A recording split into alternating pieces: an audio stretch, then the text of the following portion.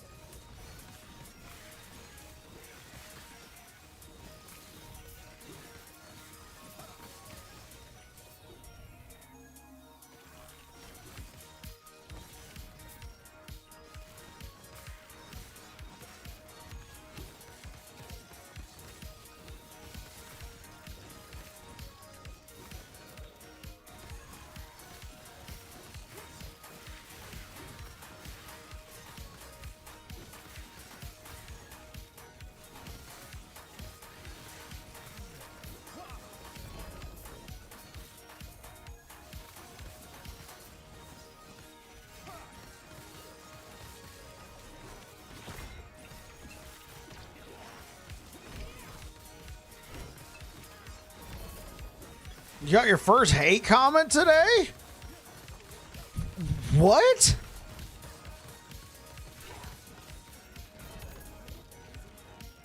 I'm at a loss. Who's got hate comments for you, Blue Beyond? You do good work. Wait, let me guess. There was something along the lines of get to the point. You take too long. Yeah.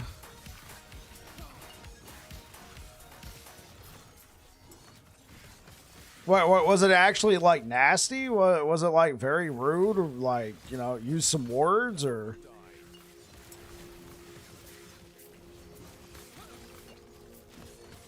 Hey, if you'd rather not say, that's fine, Blue Beyond. It sounds like, you know, you're just moving on from it. I'm such a troll, man. Like I get hate comments and I'm like, hey, look, guys.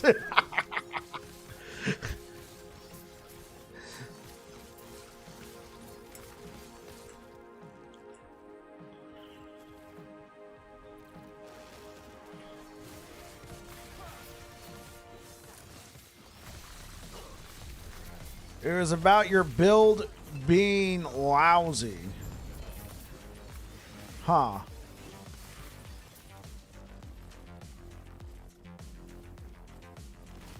I gotcha. Honestly, I feel like some people on the internet, like obviously it's the internet, so you always got to expect everybody's being a troll, right?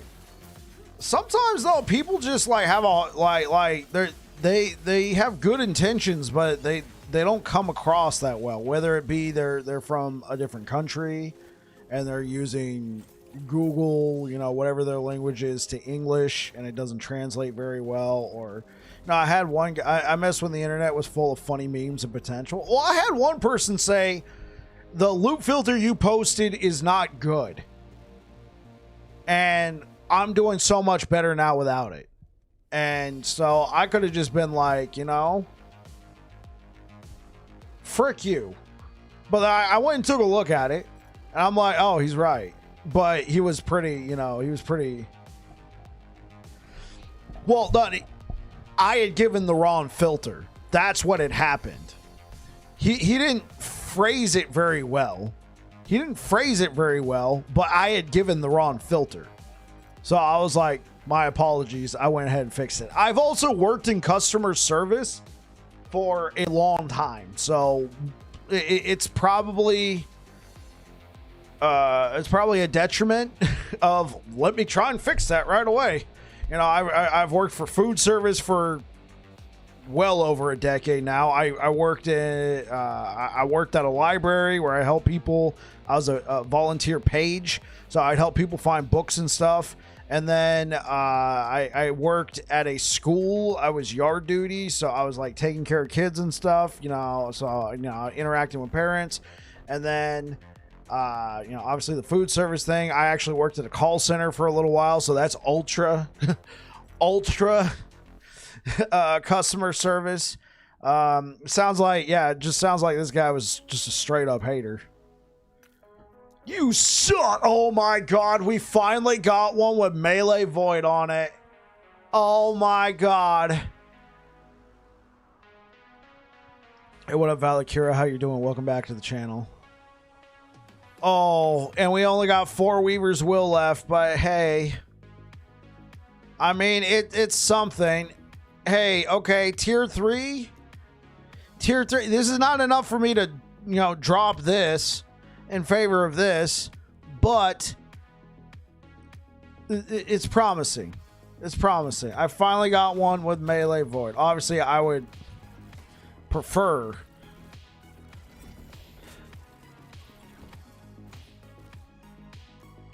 Oh, man.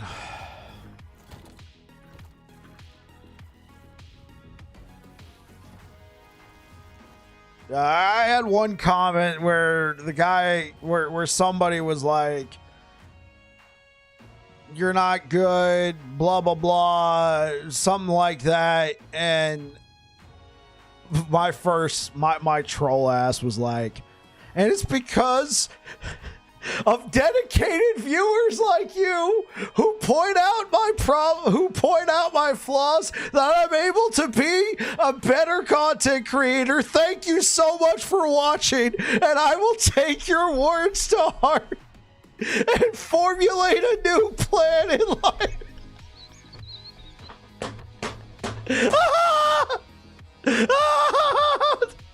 Oh man, dude, it's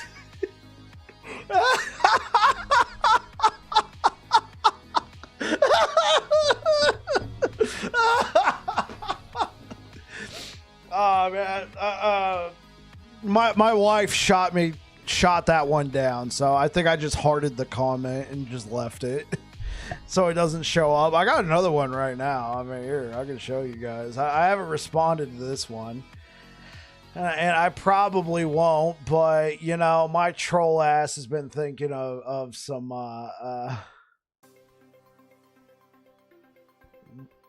my troll ass has been thinking of a wonderful way to respond here.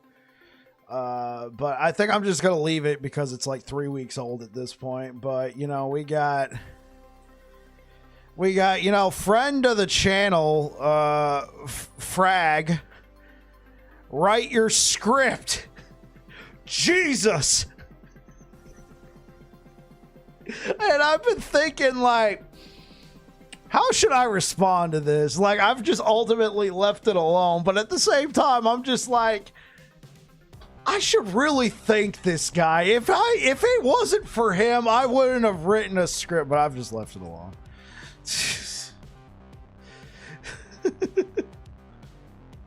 I can't, yeah. I can't write.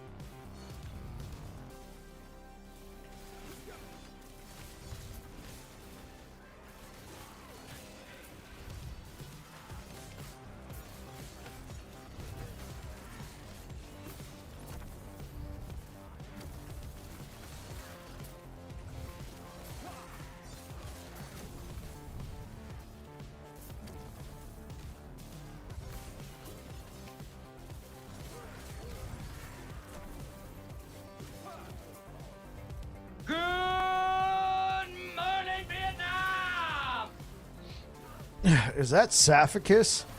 Yo, somebody put Saphicus in timeout. No, I'm kidding. Welcome aboard. Welcome back.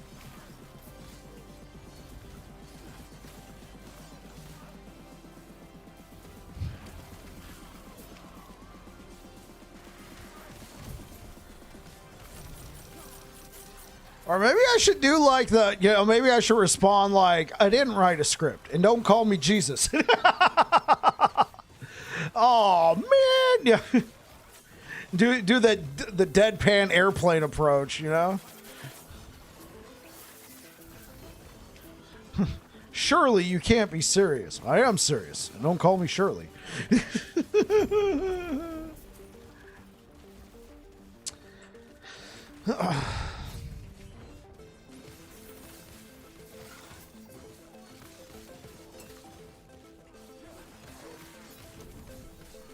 Not Pad Foot. Been a while. Yeah, man. How you doing? Welcome back.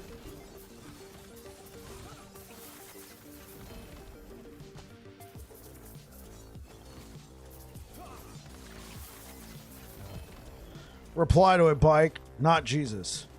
I'm Bike, not Jesus. No, I'm gonna leave it. Just playing the game and going to sleep by the time you're online. Right. Yeah, I understand. I got a number of friends who they're across the pond. I'm Bike, not Jesus.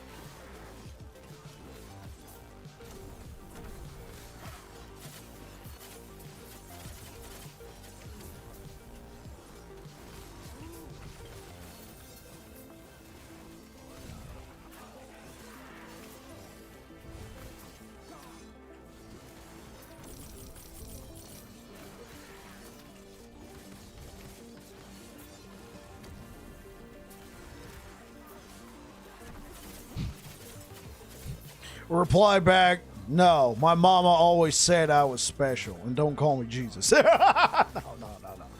Oh, man. Trolling only gets you so far, you know. Eventually, you just gotta move on with life. It's 3 a.m. here. You're just waking up now. Well, welcome on in, everybody. If you're over here on Twitch, hopefully you're getting the drops. Are you supposed to? Only you can make that decision. I leave them because the only reason why I leave them is I don't want people to start going, oh well, he just deletes comments and leaves only the nice comments. He likes to live in an echo chamber, that sort of thing. But I mean, it's sounding like the person was very rude and nasty, and that's probably something you don't want other people to see.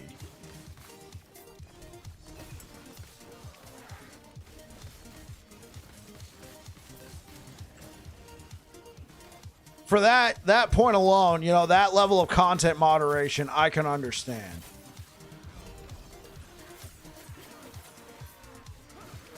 I mean, personally, I don't want to start deleting comments because I feel like that starts telling people like, oh, that bothered them. Oh, that bothered them. Let's go write some more. And then you hide that person, and then they go create an account, and they're like, oh, I'm getting attention now.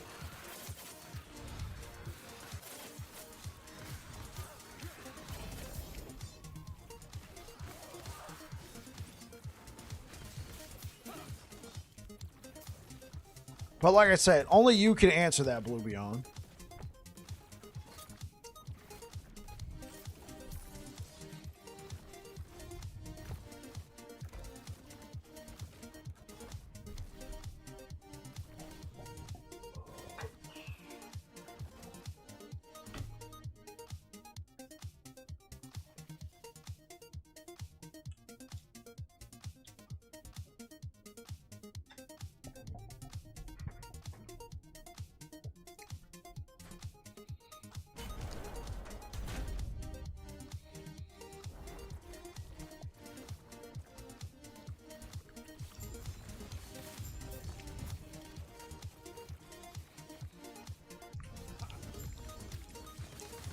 Hey, enjoy your food. My wife made me a burrito.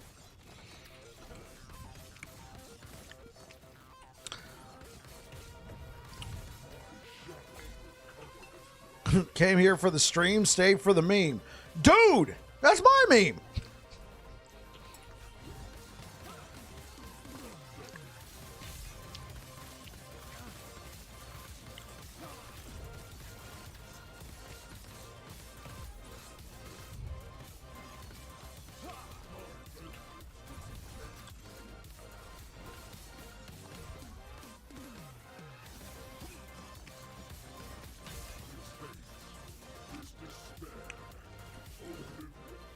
Hey, what up, Trevor?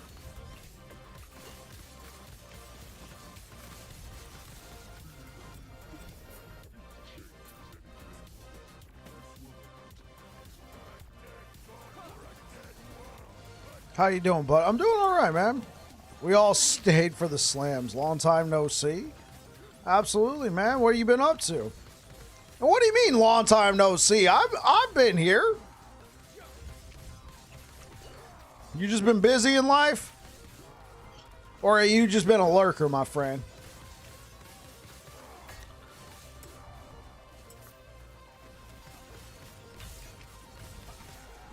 Yeah, I've been busy. Absolutely, man. Absolutely. I got you.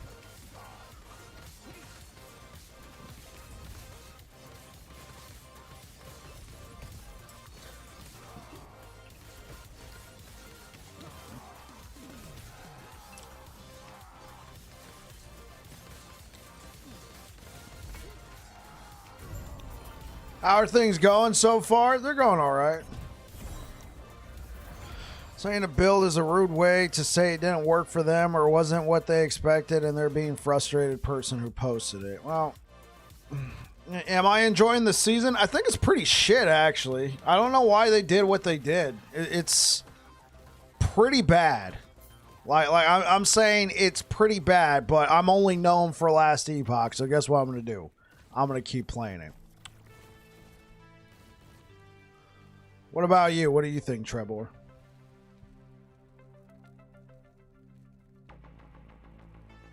What, you like it?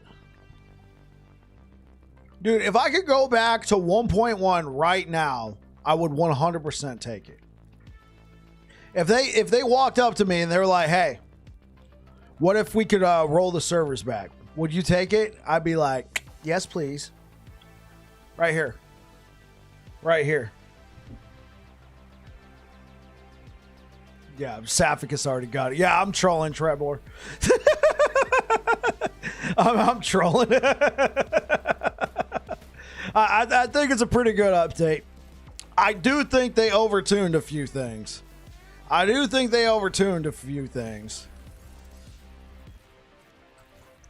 See, like it's just like that, guys. Sometimes I have trouble turning it off, man. Like I got into the mindset of being a troll, and so it just started happening. You know, we started talking about, you know, dipshit over on Blue Beyond stream, and I'm just like, okay, what the hell would I say to him? I'd be like, Trollio. Y'all heard of Coolio? Well, get ready for Trollio. I'm kind of down for troll. Why is the Hummer of this stream always over me? Trolling bike. Season is so bad that we're already 100 hours in. It is so bad.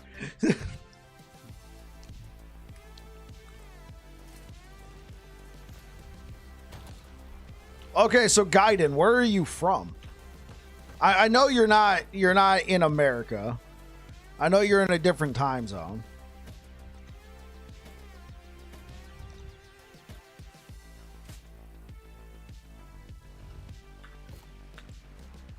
You are in America. Wait. Okay. Are you in the United States?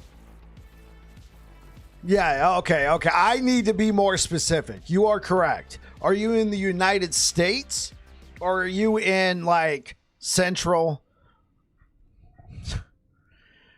or South America? Or Canada? I guess, you know, our friends to the north.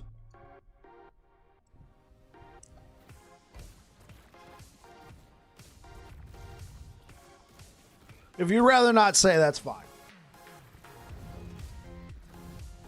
You're from Venezuela. Okay. I don't really know what the humor is like over there. Yeah. From an ultra sad hellhole.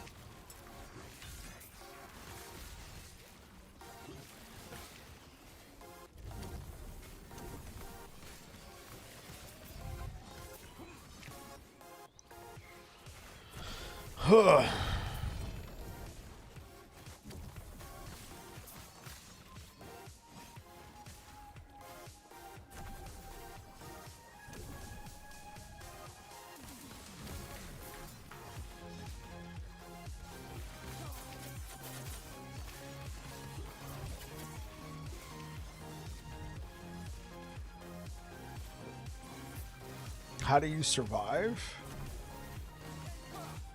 Games are cheaper? Well, oh, okay, I got you.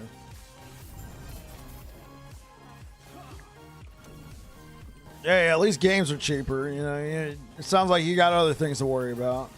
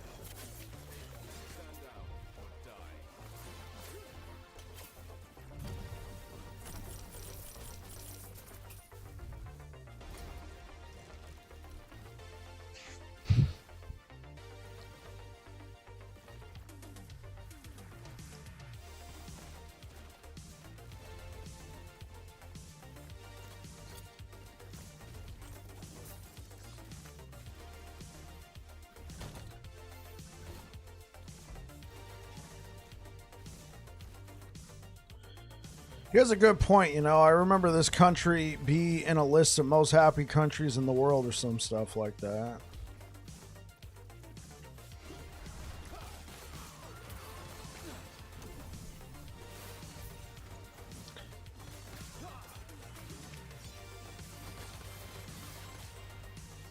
Okay. Dude, that's my meme. No.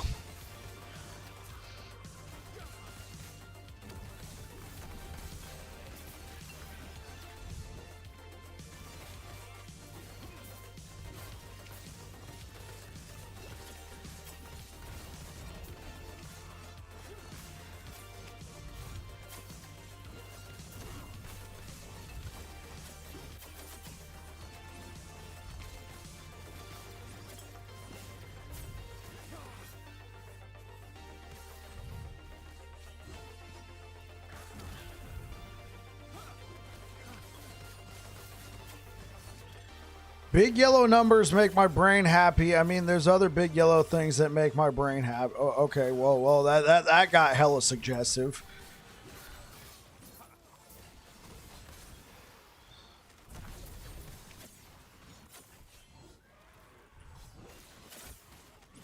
Hi, how's it going? Wait, what? Like bananas. Yeah. Let's just, yeah, banana. That's what blew me on, man. Yeah, for sure. The yellow submarine? Yeah. I love bananas.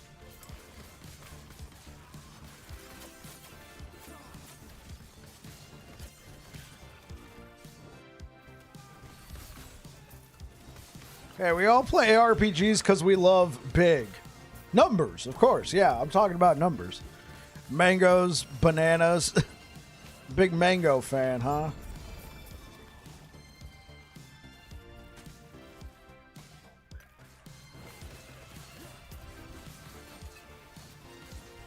Sure. Yeah. Take a walk on the wild side.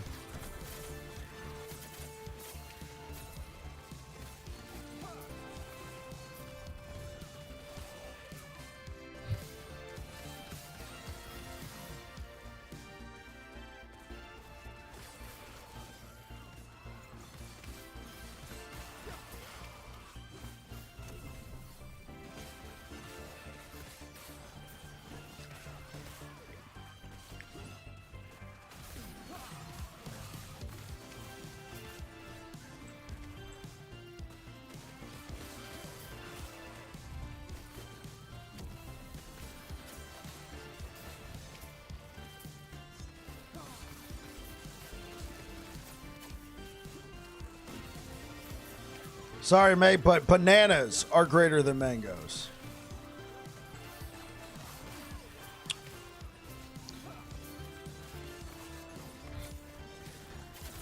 My wife's going to start asking questions. Those questions have already happened.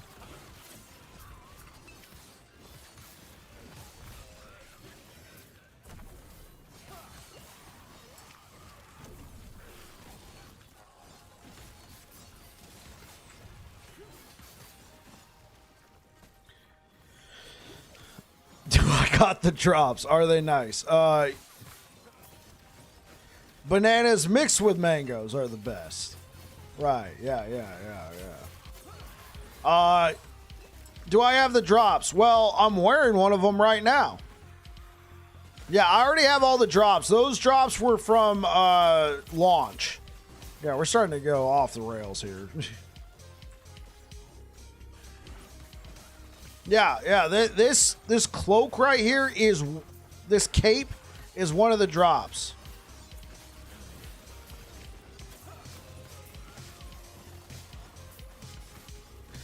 Feel like starting a new Sentinel, but Merchant's Guild. Okay, Maxim, are you currently playing Circle of Fortune? Hey, true. Why don't I use pets? 1,000 corruption or racing strike? Well, Maxim, the only thing I've heard about Merchant's Guild is that since Sentinel is very competitive, like actual good items, nobody's selling them. Everybody's just keeping them since a lot of people are playing Sentinel because they lazy and they not picking gold. Huh?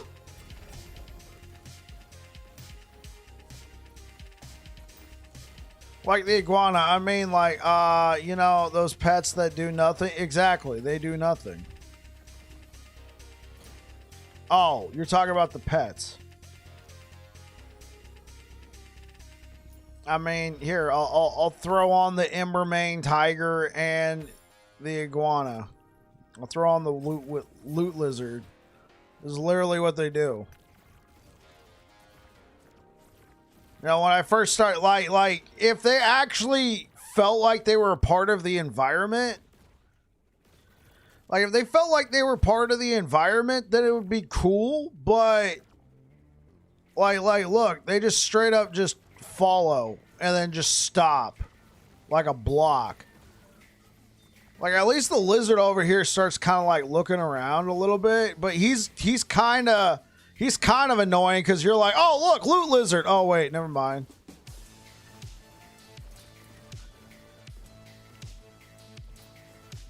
Now, like, capybara is kind of cool. I feel like if they kind of, like, instead of just following you, kind of, like, wandered around and kind of looked like they were doing stuff and not just these static things that are just following you.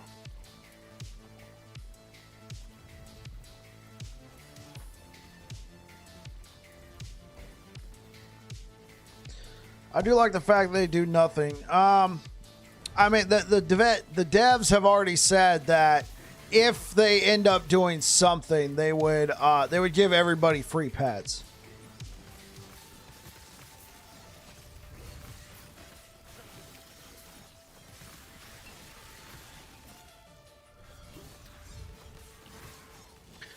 Yeah, like, I agree. I don't need them to be picking up gold or anything, but I wish they were less just blocky. Does that make sense?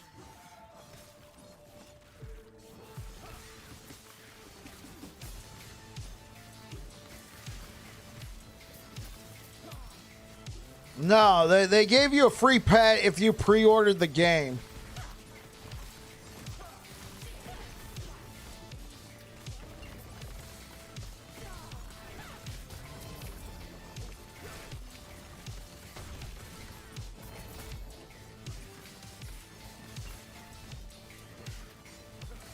Never tried Forge Guard?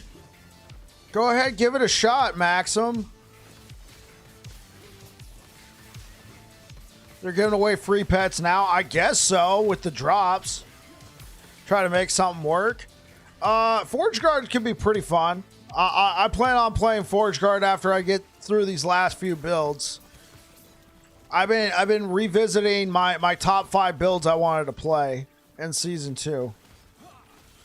I'm not saying they're the greatest, they're the best. I'm just saying the builds I want to play.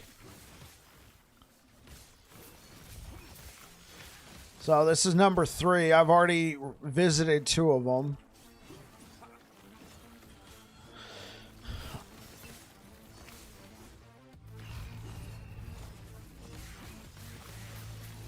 Yeah, but they would guarantee everybody get a free pet. Not like, oh, well, if they do something, then we'll, you know, just, you got to make sure you're watching, right? That'd be kind of lame. Like, oh, well, you know, make sure you're watching Twitch drops. That way you can get yourself a pet now for pickups. I saw that vid yesterday. Which have you visited till now? I've done Bleed Hammers and Electrified Javelin. This is Black Blade Rive. We got 2 more builds from that list. Oh, oops.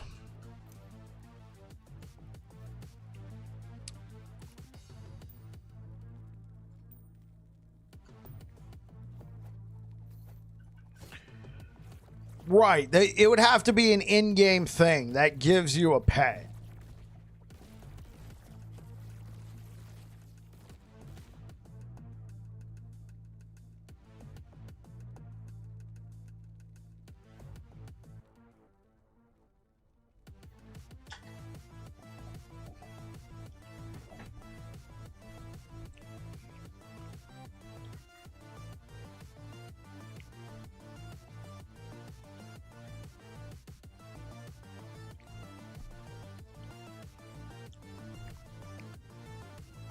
You're messing around with a Dex Remaster? Okay.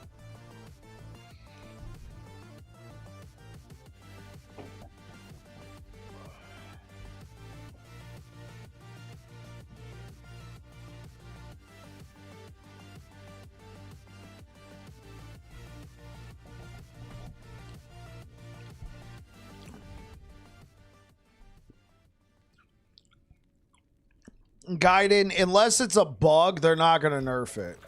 Hey, what up, Deej? Has the day been treating me fairly well? Yes.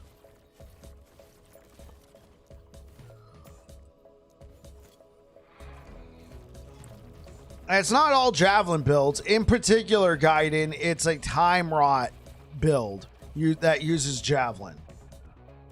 The devs... something got a little out of step.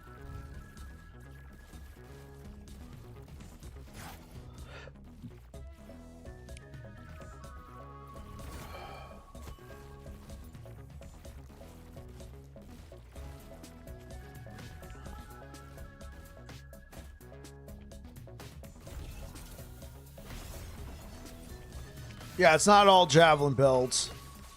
I'm not saying, like, I don't know if it's intended or not. It's just, like, right now there's a Time Rot build that uses Javelin to apply all the stacks of Time Rot very fast, and the damage is through the roof. I don't think it's a bug. I think it's just an unintended thingamabob. Anybody else having severe... I mean, I got 15 ping.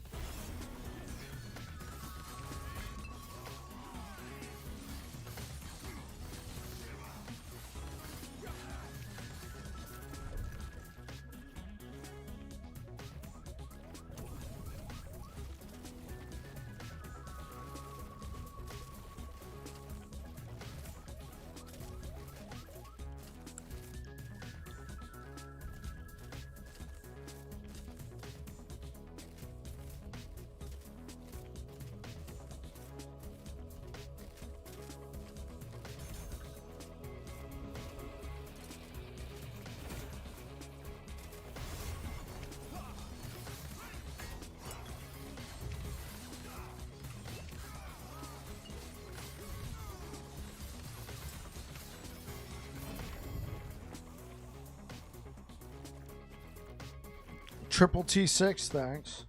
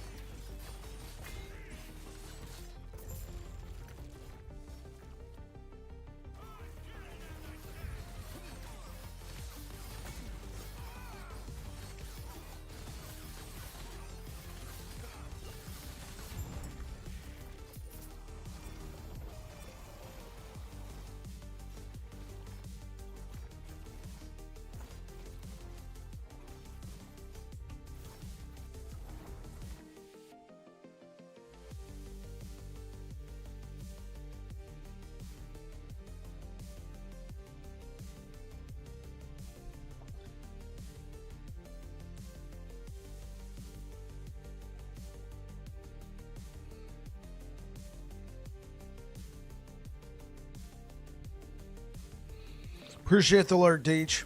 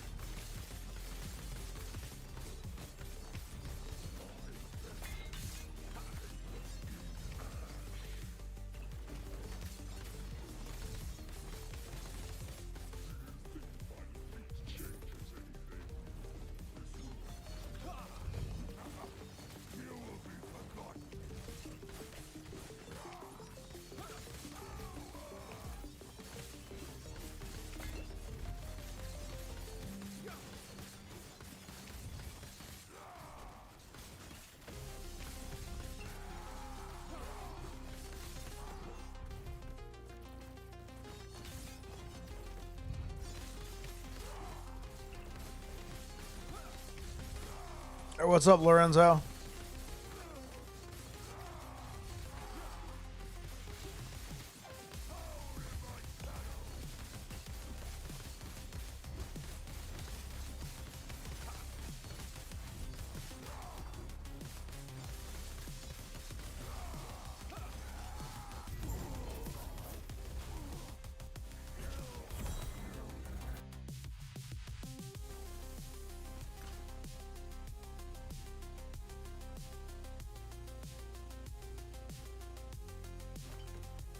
Hope you're doing well. I am doing well, thank you.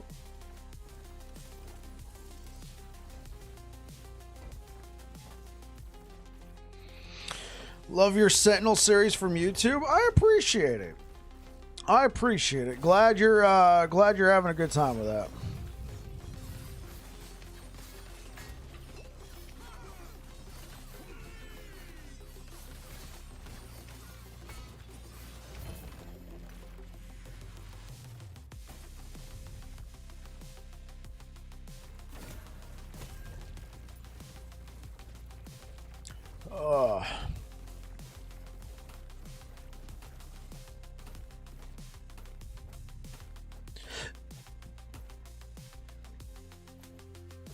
All right, yeah, I guess we'll move on to this one.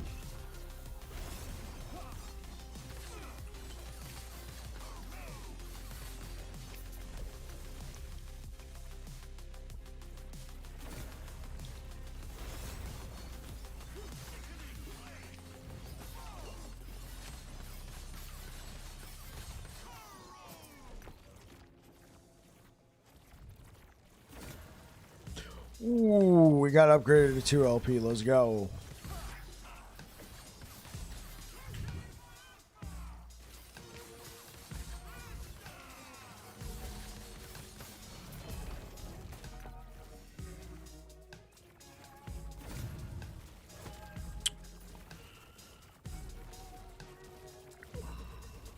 Nemesis tab.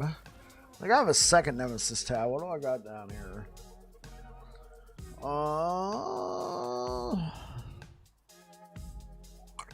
Yeah, not all of these are. Yeah, I kind of want to. I want to mess around with Phalanx. My wrist does hurt though from all the LE. Really, Blue Eon. I'm sorry to hear that, man. 36% block chance while we're preparing to riposte.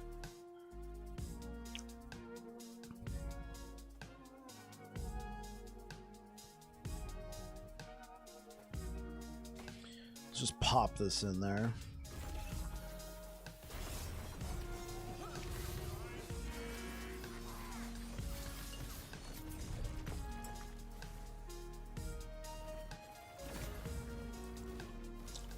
Oh, it immediately got 2 LP. Come on, let's go, let's go.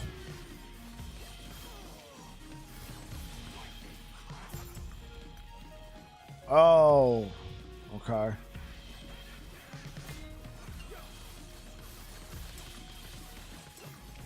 What? I guess I just died?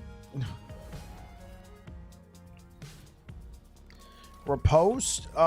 So Vengeance, right?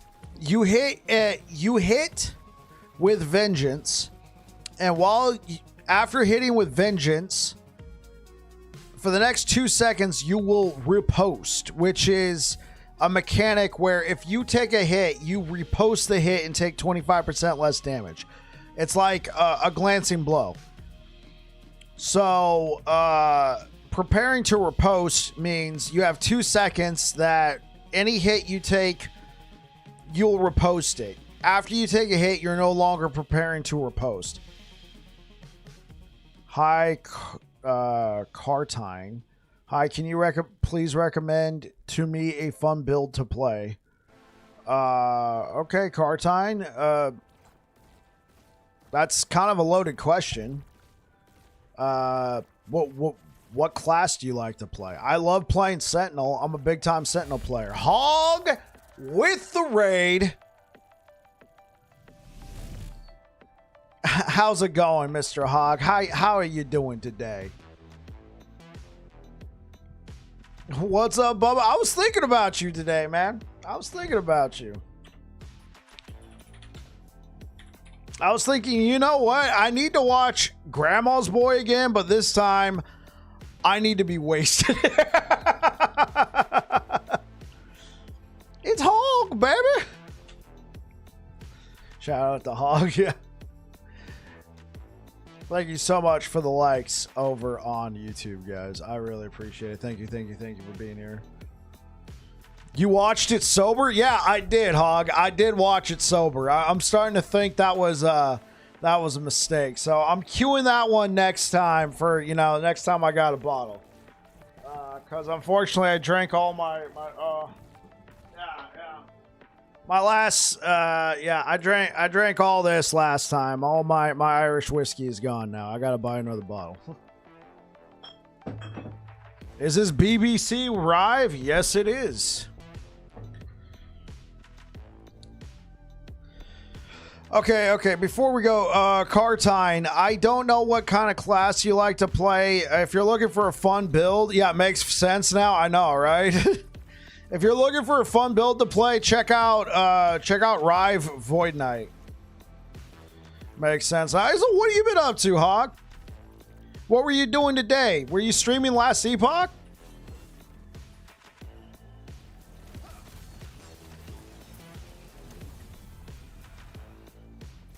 Of course. Excellent. Yeah, it's kind of exciting they brought back some of these drops. Hopefully you're able to pick some up. I don't know if you played at 1.0. I was playing the Precinct yesterday. I saw you playing that. Yeah. How was it? Was it good? You got all mine? That's what I'm talking about, Hog. That's what I'm talking about, man. Like, I would say beyond, you know, tips for the game, the number one question I get is where did you get that cape? How can I get that cape? This is one of the Twitch drops for anybody who is curious. Like, ever since this Twitch drop went away, they're like, hey, where can I get that cape? And I'll be like, sorry, you can't get it anymore. Well, you can get it today. It's amazing. Ooh.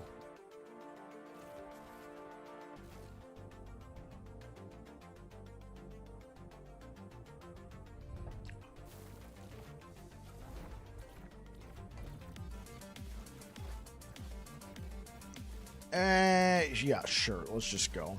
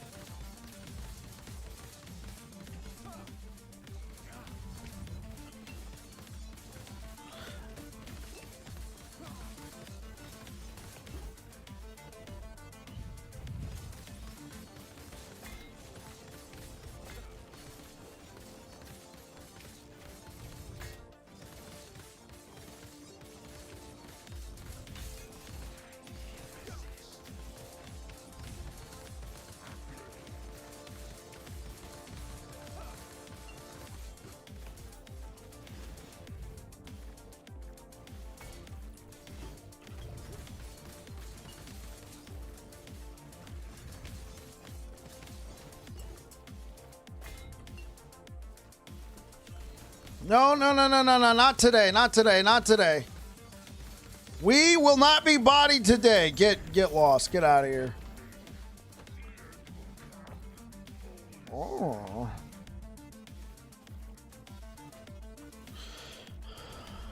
Amazing. Hey, so what were you playing today, Mr. Hog? What were you playing today? Were you playing Sentinel?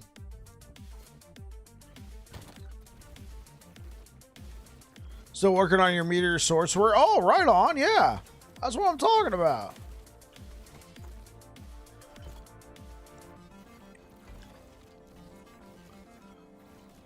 $250 corruption stuck at the Lagon Harbinger. Oh, I got you. Yeah, that one kind of sucks.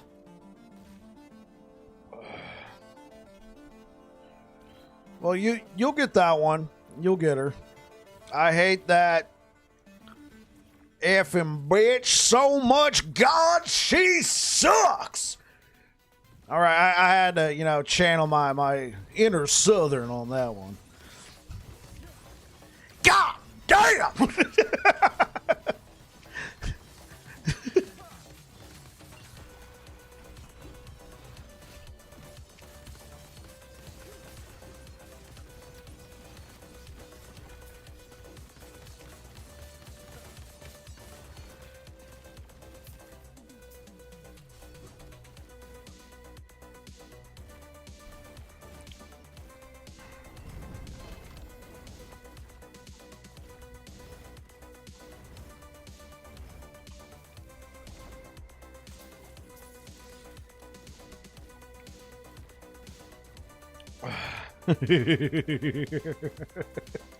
Just the lol face, man.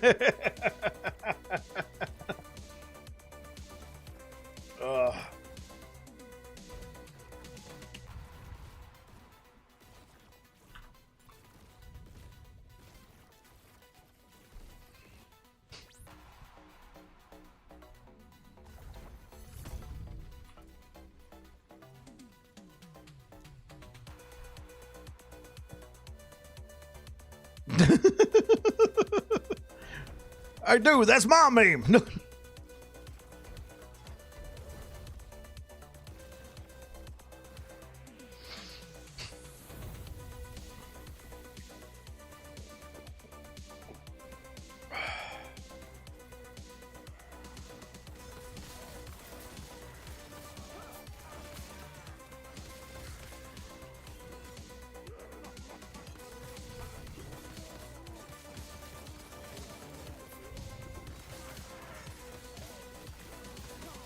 Did you know Hog can build a mean set of cabinets? I did not. I did not. Hog builds cabinets? Yo, Hog, you build some cabinets, man? Wise? Oh, okay, wait. No, you don't. He's just being humble. Okay. Oh, what about these cabinets?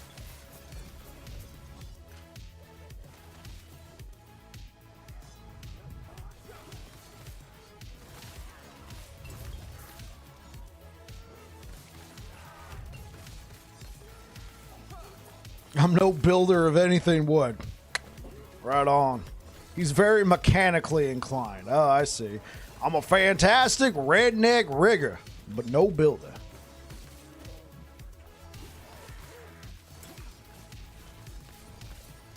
Okay. Oh, so what's going on with with these cabinets that you know? Apparently, Hog doesn't build.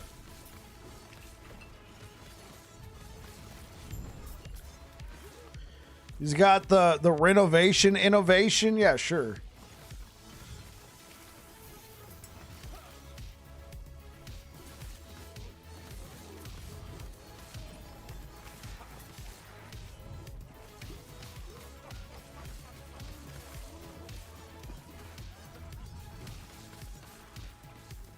Hog taught me everything I know about mortise and tendon joinery. We still talking about cabinets?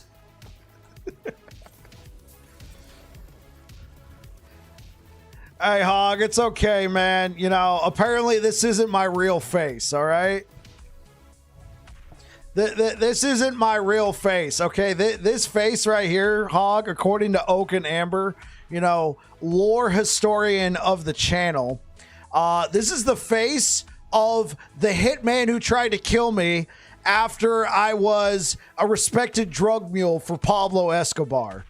Yeah, so apparently he came after me, I capped his ass, and then I went to an underground plastic surgeon and I took on his face. Just so everybody, whenever they look at me, they see the face of the man who tried to kill me but failed.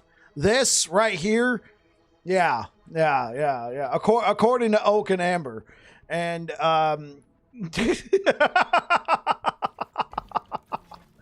yeah, Trevor, you've been gone for a while. You see, Oak and Amber, historian of the Babbling Bike Twitch channel, he's been documenting my history very well. It all started when he revealed to everybody that I was a respected drug mule for Pablo Escobar. And then after that, at one point I was, what was it? Yeah. Hold up. Let's pause the music. All right. You know, apparently I was a luchador at one point. I have paid my debt to society. See, look, I might have been a respected drug mule for Pablo Escobar, but I've paid my debt to society. I entered the workforce. I repaid my debt. It's all in the past now. It's right here, guys. Welcome to my TED Talk.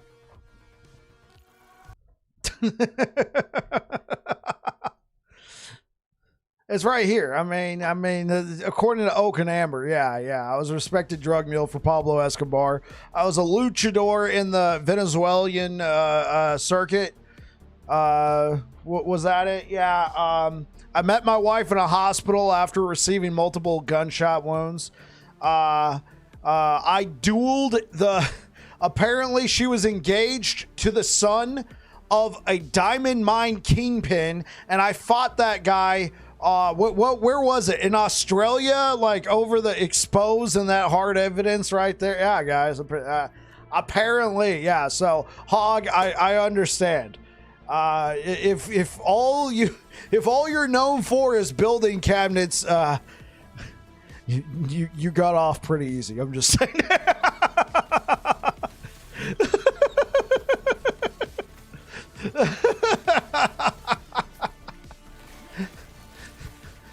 Hog, yeah, he's known for building cabinets. Babbly Bike, he killed the man whose face you all look at right now. What? According to Oak and Amber. According to Oak and Amber, of course. Historian for the channel.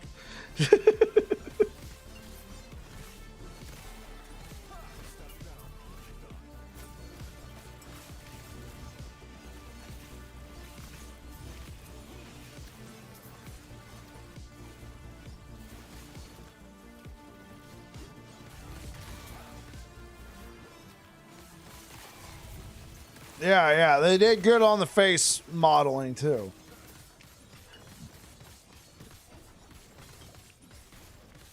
Yeah, apparently I got some secrets, man.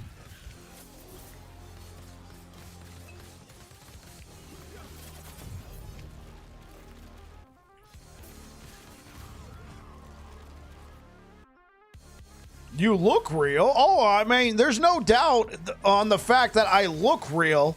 The idea also, oh my gosh, no, what?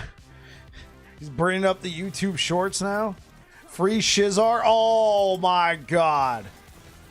You going on about Shizar? We have some sell. Hey, what up, Tilron? How you doing, man?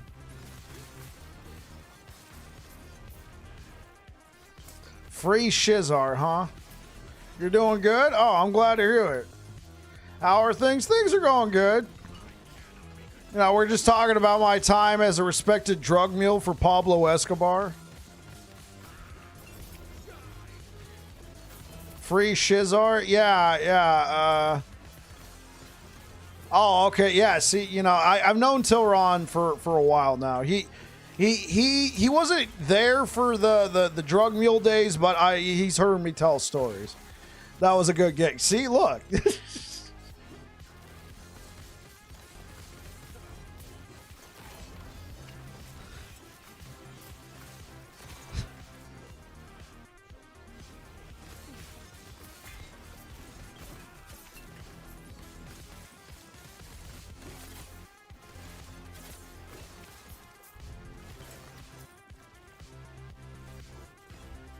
Another missed opportunity, yeah.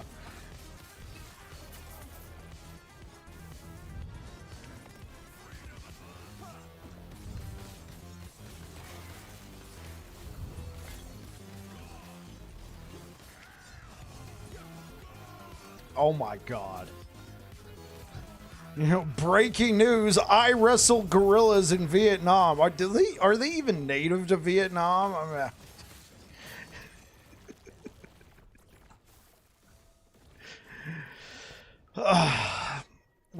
I was wrestling gorillas in Vietnam, huh? Keeps getting better and better, man.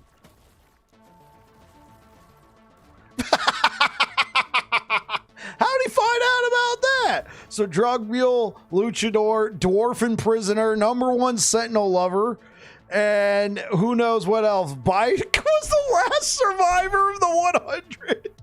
I'm the gorilla he wrestled.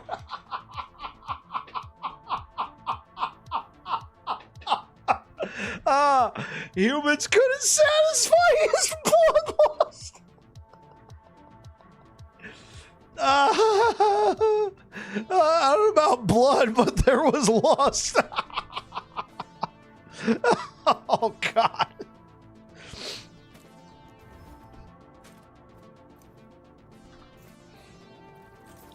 I mean, telling the world about those things might have to watch your back. You might get silenced. You know, I thought I left this all in the past, and we have it all on video. No, I've been framed.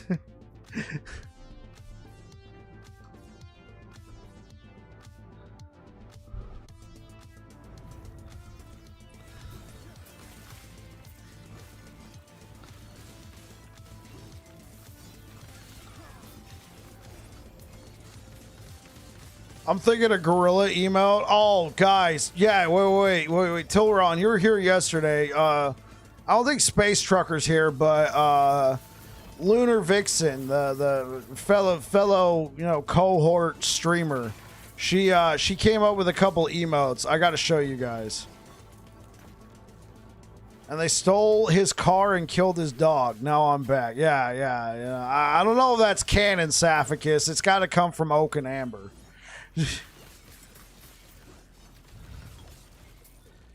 know, apparently only Oak and Amber knows my true past. More emotes, please.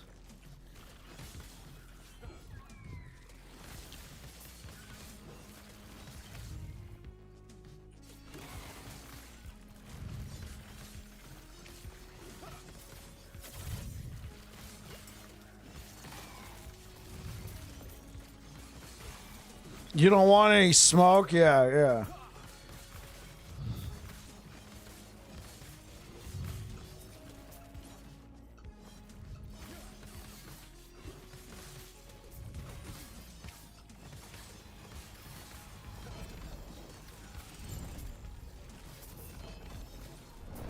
Oh, wow. Nerfed his damage, huh?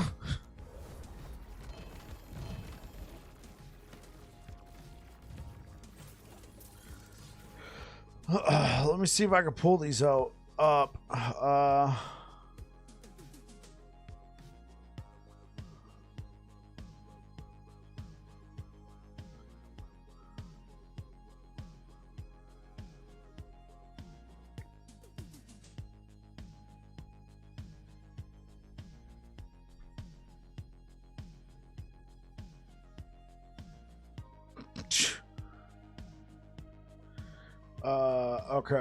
Okay. Let me see. Can I pull these up?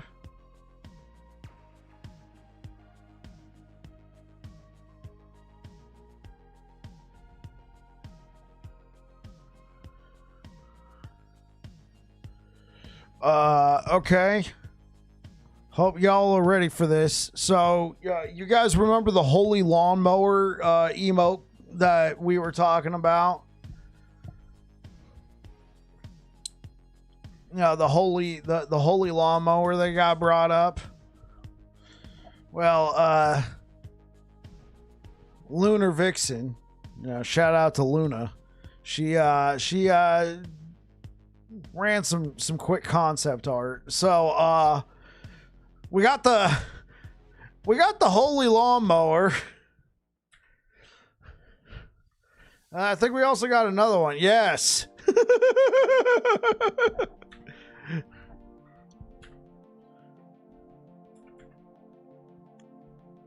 I don't know. What do you guys think?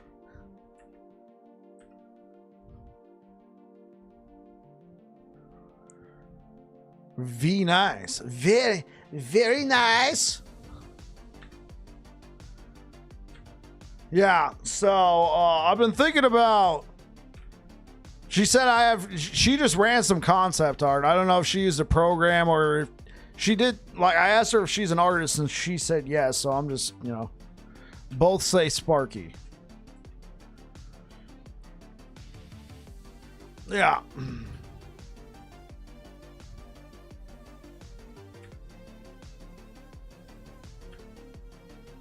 Yeah, she sent them my way and I was like, yo, can I use these? Like, she was just like, yeah, go for it. You know, have fun.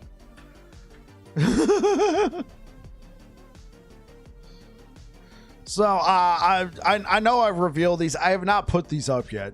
Essentially, I was gauging Volvo. I could put both of them, and you all could be like, "Hey, that was great," or "That was evil." Bro, they're amazing. Yeah. Lunar Vixen. She's a friend of the channel. She and I are going to be having a co-stream at some point. She's been on the channel before. We've done, her main game is Dead by Daylight. It's a horror game. You guys have probably heard of it. We've done a few co-streams before. Like 3 or 4 actually. Like I try and do like a couple co-streams a year on Dead by Daylight, and I always hit up Lunar.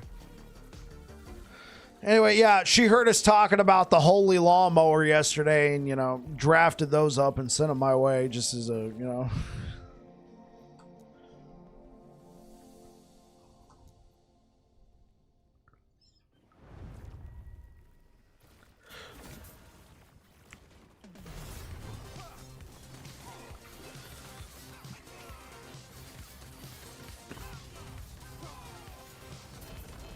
Baby first plot twist.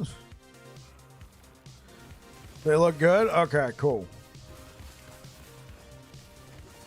I'll probably get them uploaded to I might have to square them off a little bit. Figured I would show them, see what you guys thought.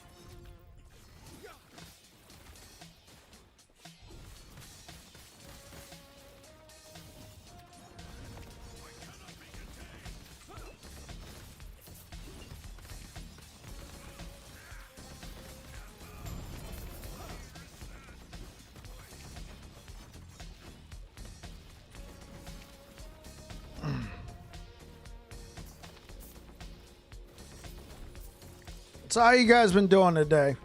How you guys been doing?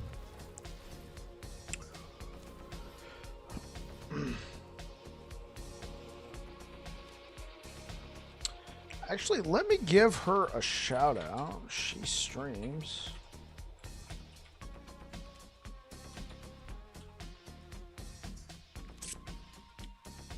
You're recovering? Oh, what happened, Spox?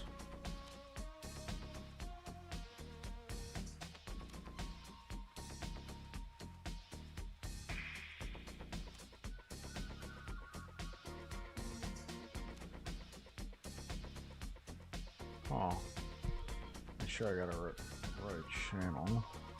Yeah, what happened, Spox? What happened?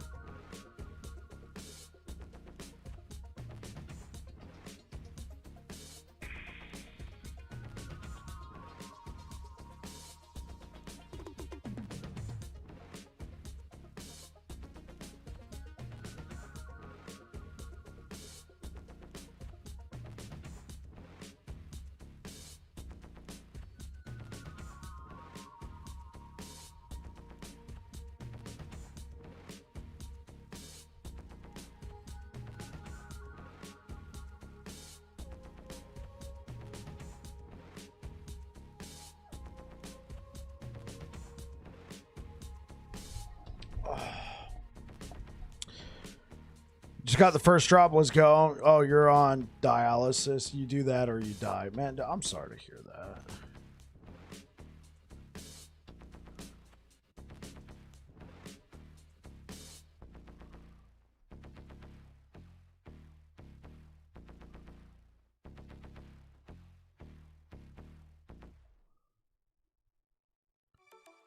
Call for content is open.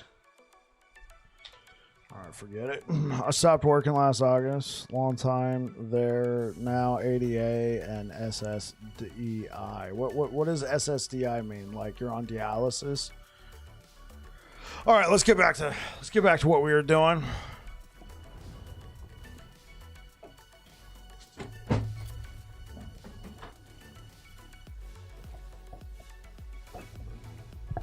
Yeah, what does that mean? Social Security disability. Got it.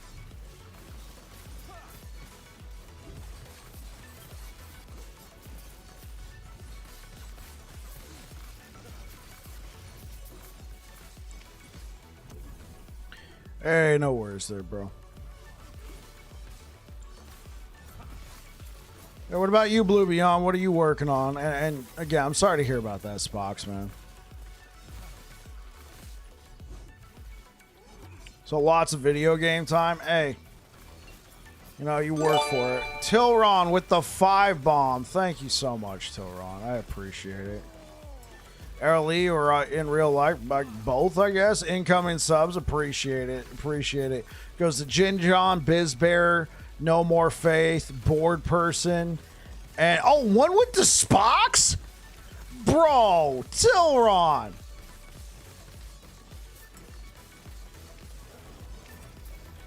Oh my gosh. Yo, Spox.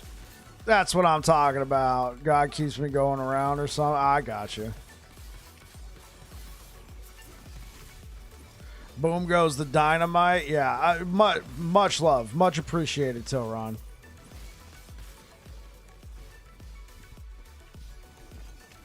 You're thinking of a Warpath build? Oh, okay. That's what I'm talking about, Blue Beyond. Or Heartseeker? Oh, okay.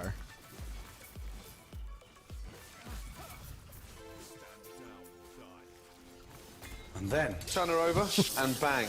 Up the butt. And this is where you need a small knob.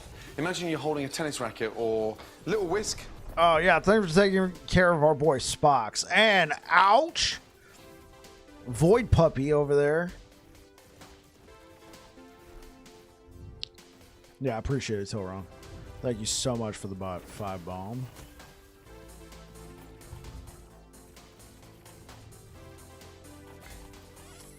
What the? Hey, hey. Oh, my God.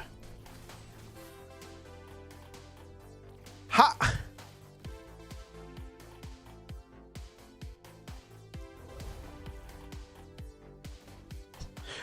Gordon was a little too on the nose there, yeah. That clip will always be funny. It's goated, man. You've never used it? How were you supposed to defend against that? I guess I'll just die now. You know, have you all heard of a possum? I mean, I know what I'm supposed to do. I'm not supposed to interact with the Nemesis system at all. Right? I thought it was clear. It came from off screen and was like, you're dead. Corruption is just a number. Well, they also have critical strike avoidance right now, so that's a little rough.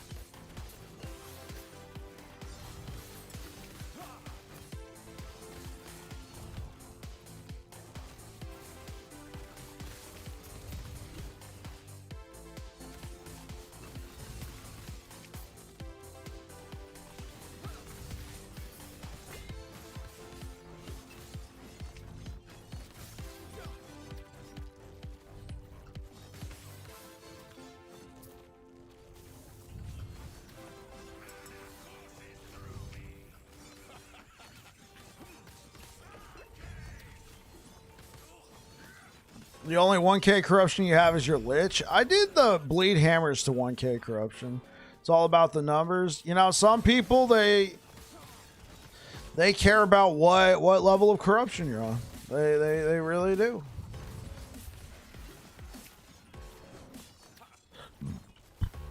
Yeah. It was a little annoying. Okay, so one thing we could do is attempt Uber Averoth. What timeline? I would have to push a timeline to 500. Okay. I don't think this build as it stands can do Uber Aberoth. But, you know, some people. Thank you so much for the likes over on YouTube, guys. I really appreciate it. Thank you, thank you, thank you. You guys are the best. I was doing 800C now. I dropped down to 500C, and I don't feel the difference in drops, but it's way less stressful. Yeah, I feel like there's diminishing returns. I feel like 500 to 700 corruption is a sweet spot. After that, it's flex. Like, I do feel like the drops are better, but after 1,000 corruption, I don't notice anything. That's why I just generally stop. You stop at 500C? Yeah, that's absolutely fair.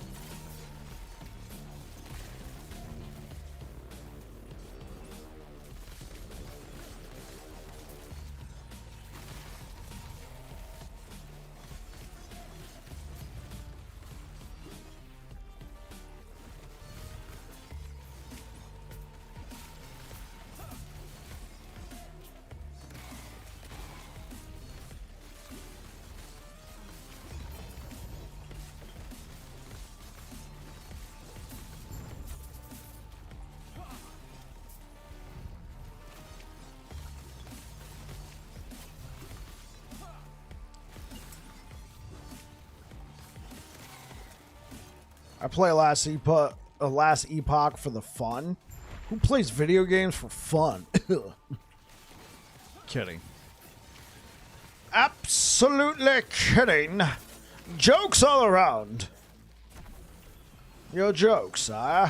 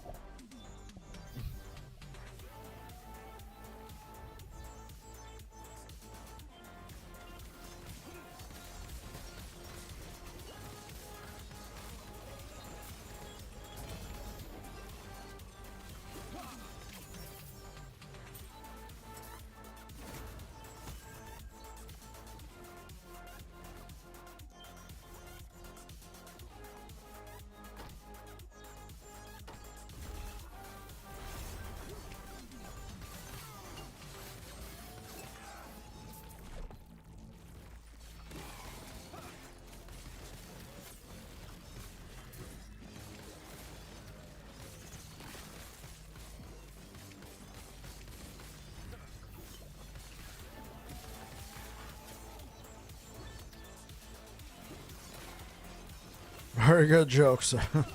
Quite humorous. Yes, yes. Sorry, I got work stuff on the phone right now. I need it hammered down before I need to have that taken care of before we proceed.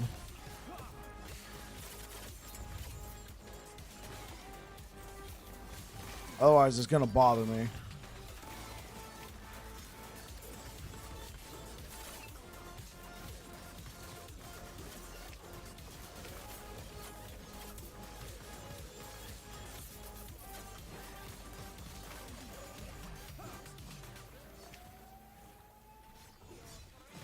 Maybe we can get a bike and a top hat and the monocle. Is the game listening? Not sure. Hey, what up, Tism? Okay, I need this.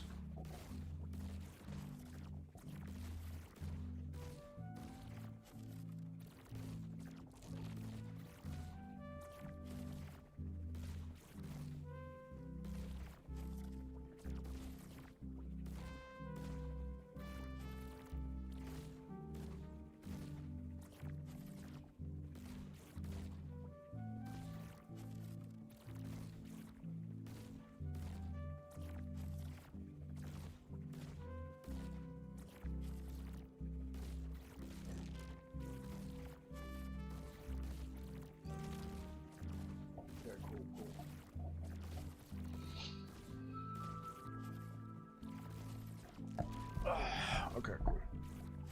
I'll be right back.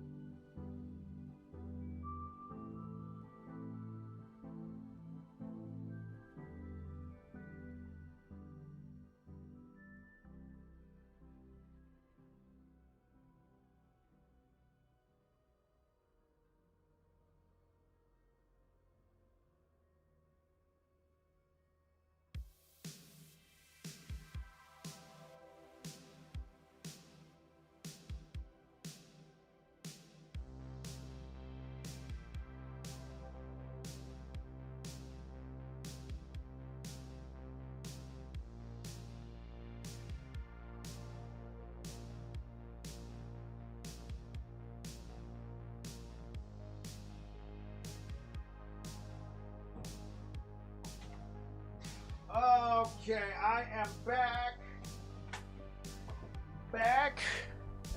Hey, since you're a cook, what am I supposed to eat for lunch? Breakfast is easy. The answer is always something with eggs. Dinner is easy. Meat, veg, and some kind of carb.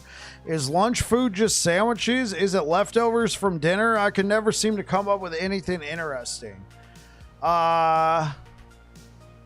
Okay, well...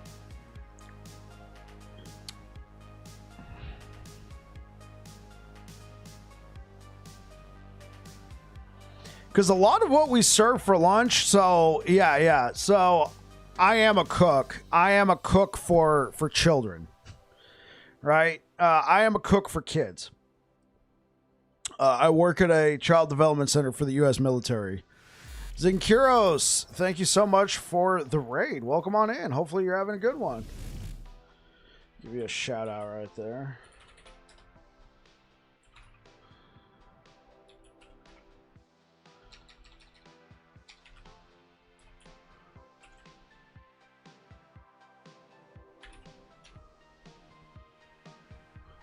Appreciate the raid. Welcome on in. Hey, thanks, Babbling. Love your stream and content, dude. Hey, yo, Zen. Oh, absolutely. Well, welcome on in. Thank you for the raid. I appreciate it. I'm trying to answer a question right now, Zen. So sorry if I just like, hi, how's it going?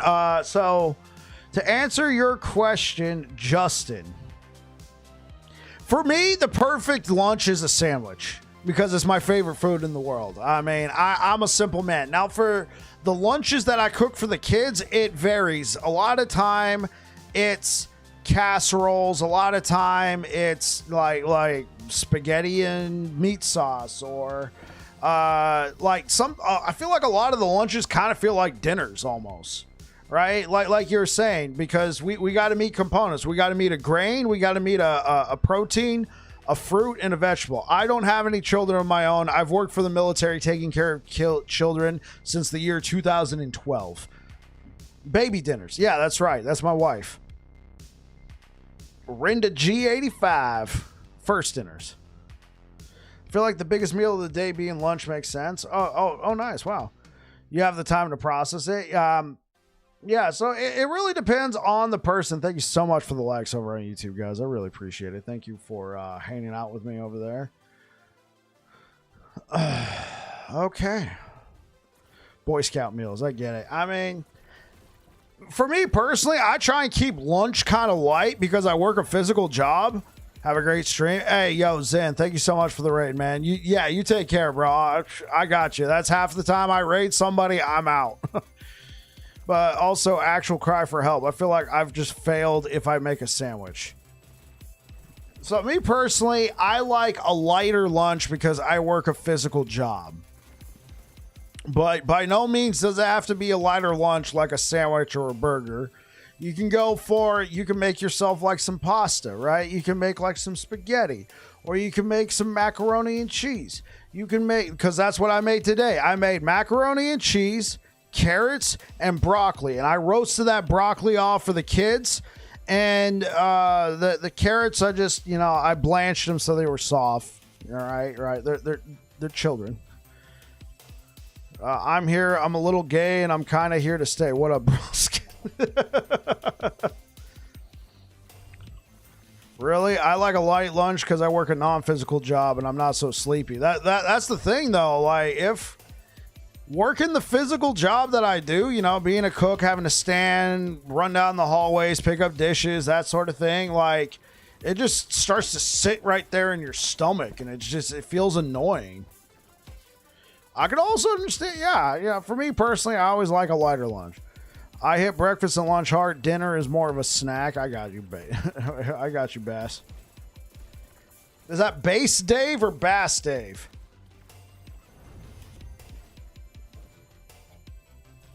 Big lunch, plus driving a desk, sleepy time.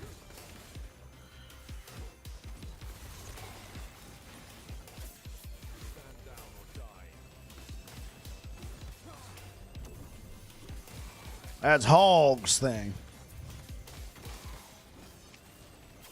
My favorite question. I like strings and singing. Bass. Oh, wait. Doesn't Hog play bass as well, though?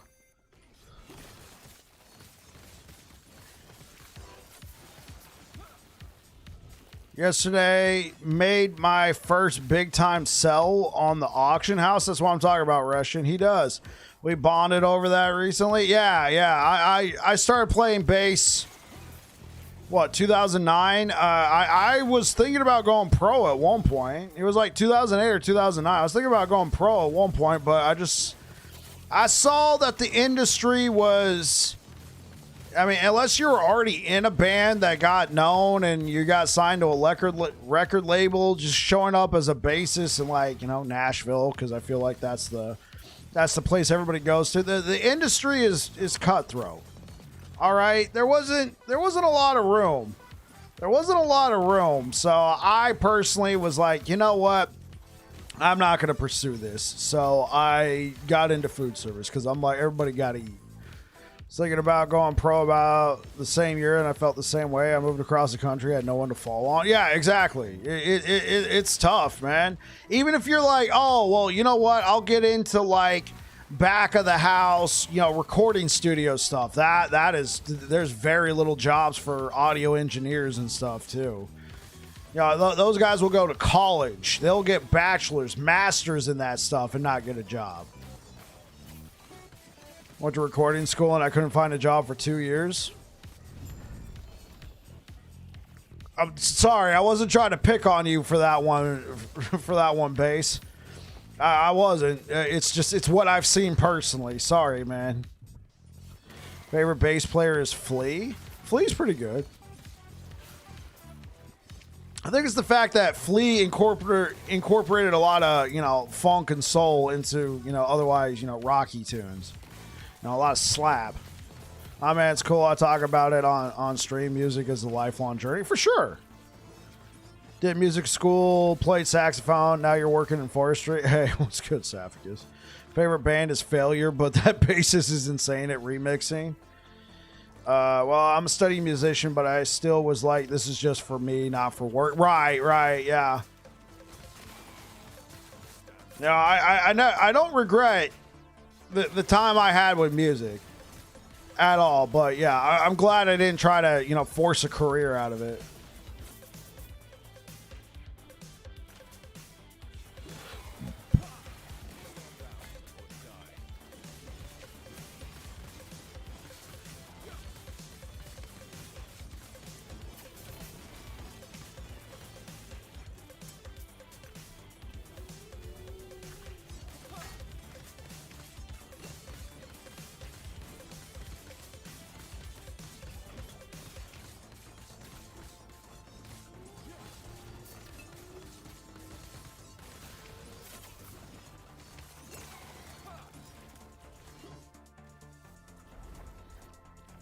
Babylon's our next Slash? Nah.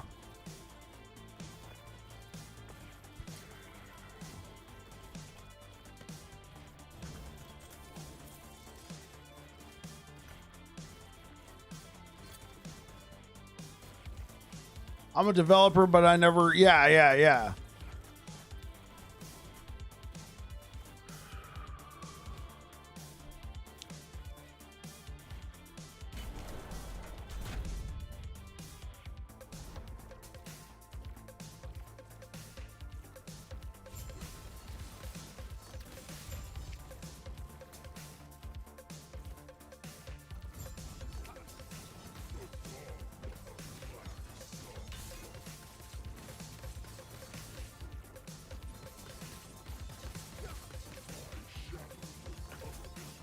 Pace brings us together, the glue.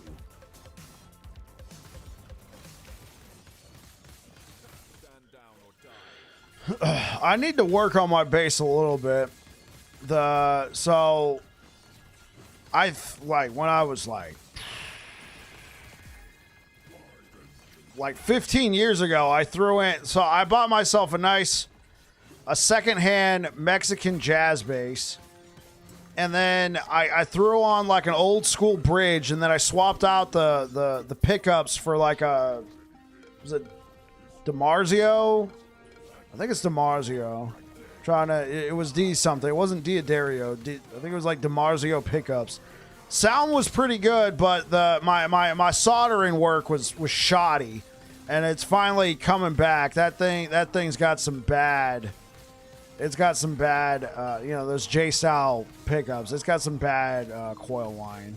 Not exactly coil whine, but I think you know what I mean. It's it needs the wires are kind of exposed and picking up all sorts of random stuff, so it doesn't sound quite as good. I need to get back. Like first, I need a soldering iron. I also need some solder, and it needs some love. I love the original bassist from Incubus. Made the drummer change the way he set up his drums. When I was a kid, I listened to heavy bass groups like Dead Kennedys. Yeah.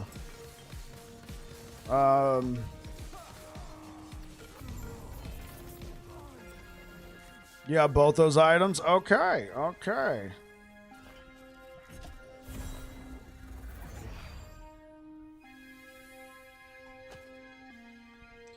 That is good to know. I mean, I haven't really touched that bass in a while. Let me know if you need to borrow them. I might. I haven't touched them in a while.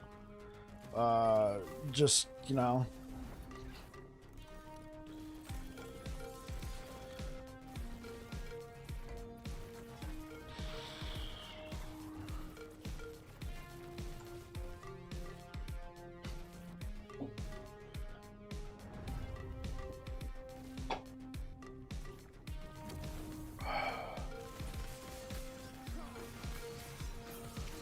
Oh, by the way, I still have a 12 core. Oh my God, yes.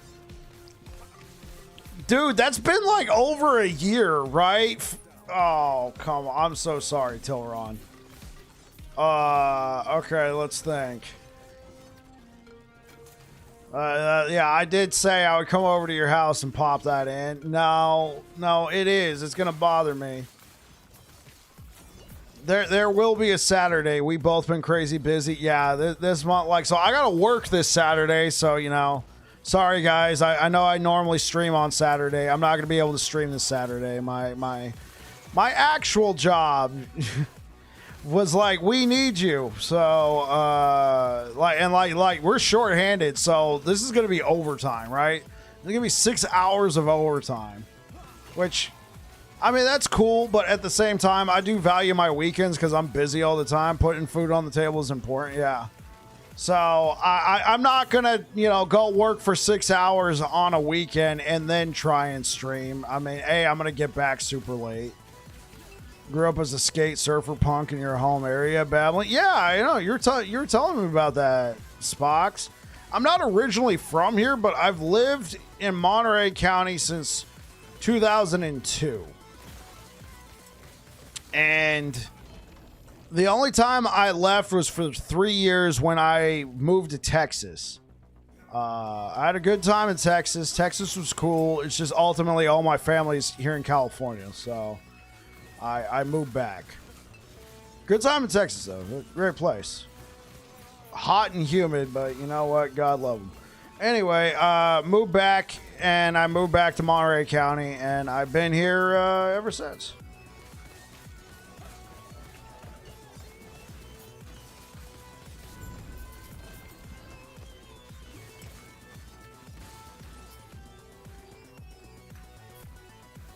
So let me see. I'm working this Saturday. The next Saturday is I'm going to try and do that sponsored stream. I was supposed to do it this Saturday, but oops, oh well.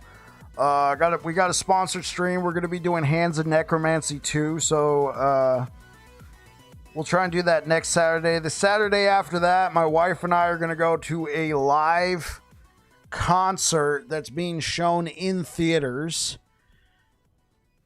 And then the next day, the whole family, we're going to Monster Truck. They got a Monster Truck show coming to the area. And then the Saturday after that, so June 6th is my birthday, which is a Friday. So the Saturday after that, I'm probably going to be like taking some ibuprofen because I'm going to be streaming and I'm probably going to have some drinks. It's going to be great. So then... Hey, you know what? Maybe on that Saturday, Tilron, maybe on June 7th, I roll up to your house with some sunglasses on. You know, day after I come rolling up.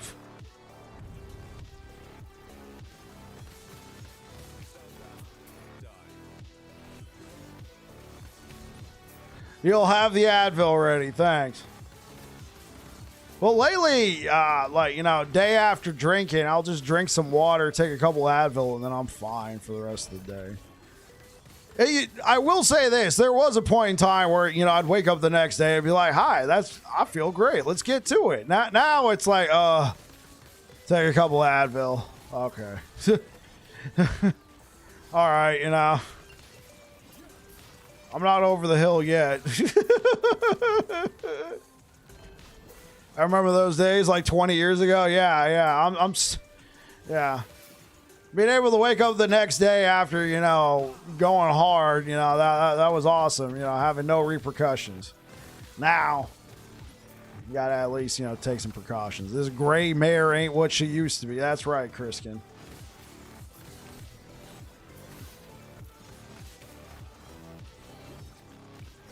Good old days, then I turned 25, yeah. So I'm going to be 37 this year.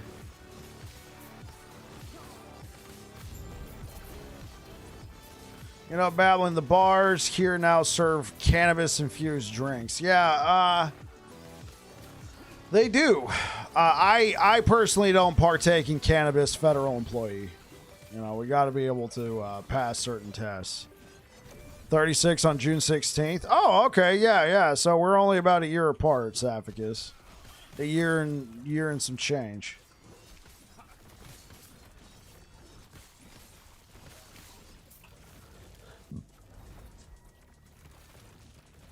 I remember eating gummy bears dipped in the Cool Whip. Now I measure my fiber. Yeah. I personally don't partake doing to be deathly allergic. Yeah, we don't want that. Mid-30s. The good old days. Yeah, Tilron. The good old days.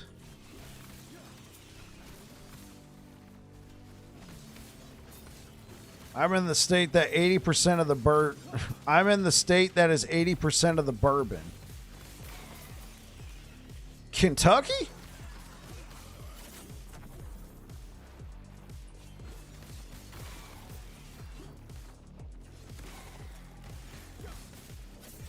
Yes, sir. Yeah. We both thought the same thing. Because you can only call it right next to Fort Knox. Yeah, because if I'm not mistaken, correct me if I'm wrong, you can't call it bourbon if it's made elsewhere. It can only be called bourbon if it is made in Kentucky. Because in Tennessee, can you call it bourbon if it's made in Tennessee? Because I feel like Or is that only because Jack Daniels filters their bourbon through charcoal, so it has to be called Tennessee whiskey? Feels like the Weird Al song. Those were the good old days. Tennessee whiskey. It's right.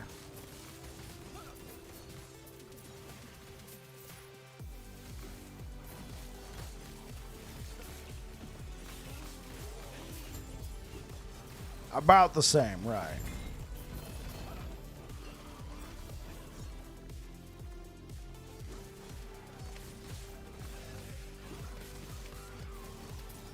You think it's about the specific grain? Okay.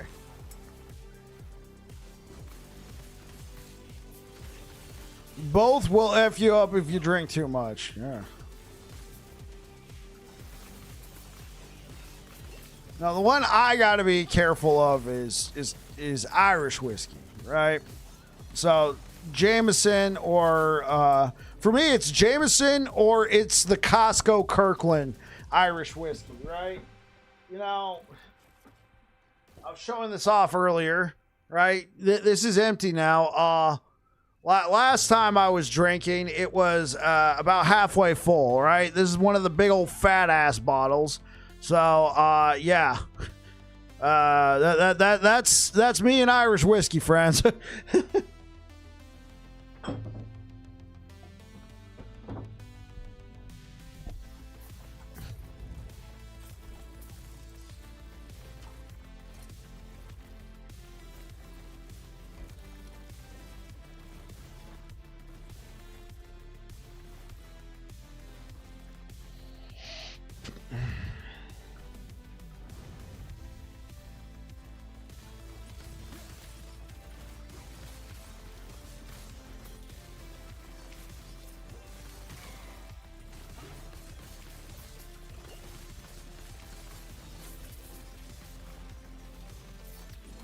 Bottled in Bond is worth half its weight in gold. Is that a brand, Criskin?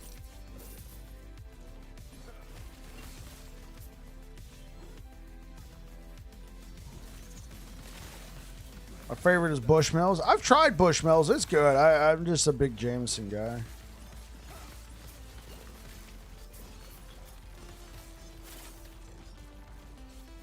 No joke. Bottle and bond means government inspected.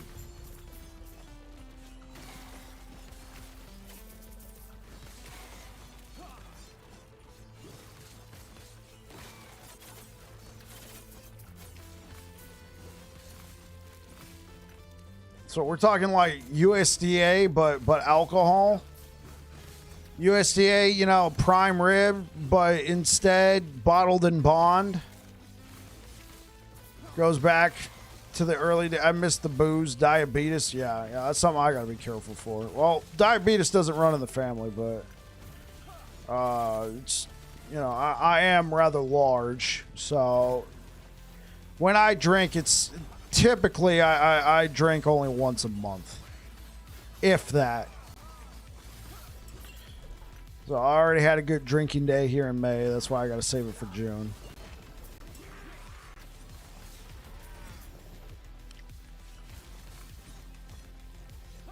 It doesn't run, it gallops, yeah.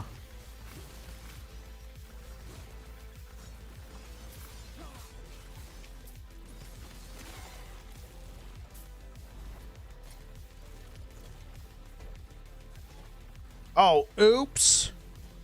Dude, I swear. When Costco has their when Costco has their Kirkland, has their specialty bottled in bond, and it lasts for a day. Oh, okay. Hey, what's up, OG Bobo? It's the Bobo. What's up, brah? How you doing? How you doing? What you up to, Bobo? How you doing? Thank you for the likes over on YouTube, guys. I appreciate it. Hopefully you're all having a good one, and welcome on in. And hello, Twitch. What is this?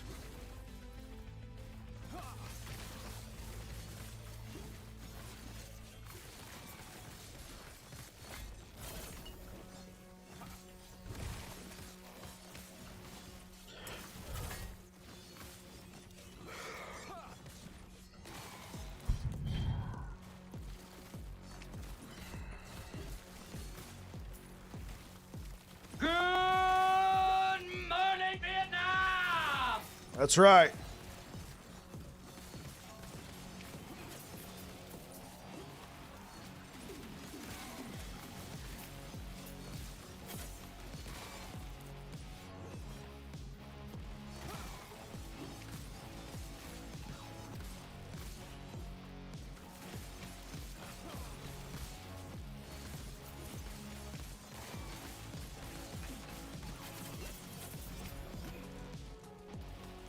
Goodbye, everyone. I'll remember you all in therapy. Catch you later, Spox.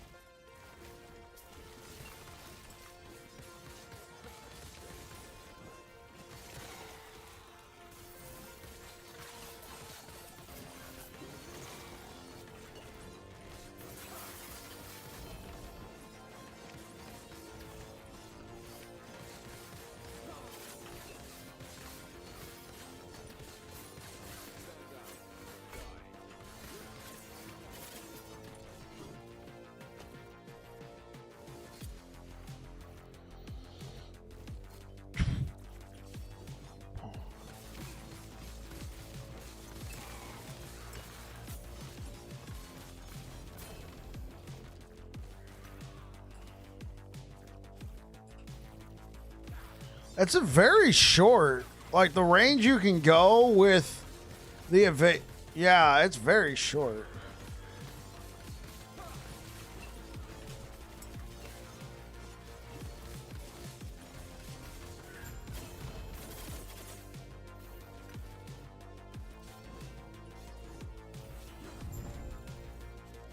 So what I'm using the Flames of Midnight Rain, right?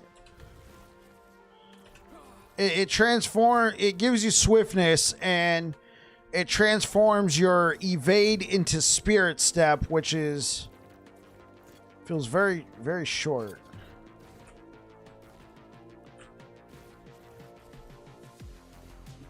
So it scales with movement.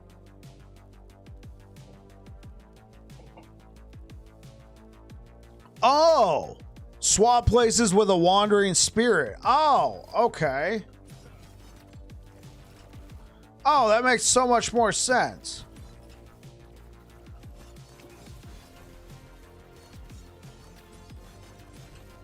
Okay, cool.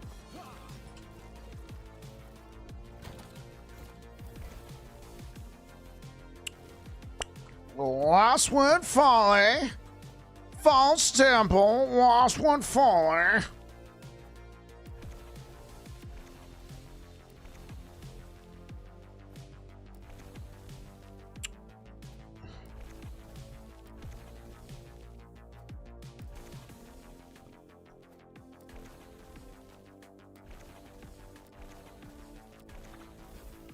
All right. And let's go.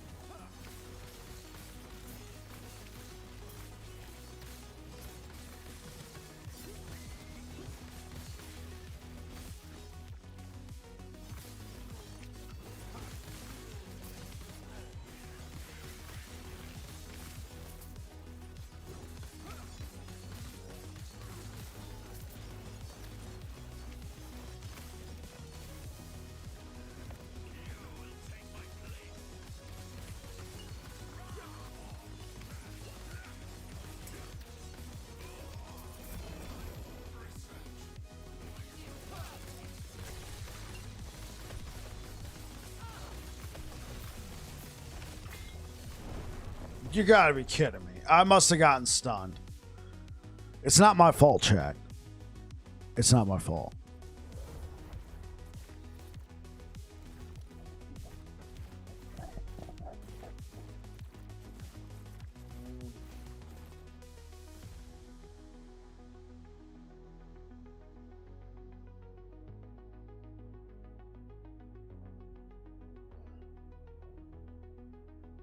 That's a shield. Yeah. Hold on. We'll talk about it in a second.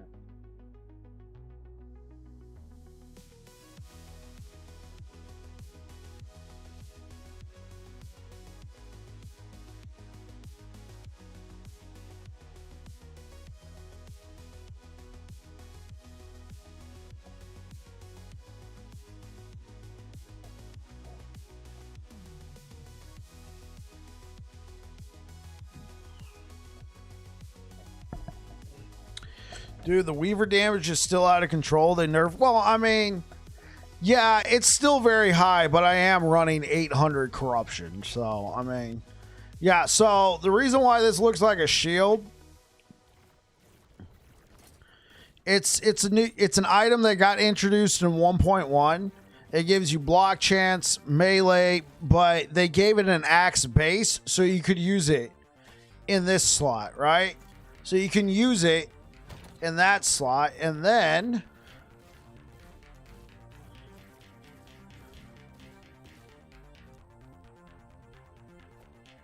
you can use a shield in the other slot. So yes, it looks like a shield, but this one is actually an axe. It's given a whole bunch of extra damage for shield bash specifically. They designed it to be kind of a cheeky, easy way to get 100% block chance. So you can use 2 shields. You can use this shield. Well, not this one in particular. You can use whatever shield.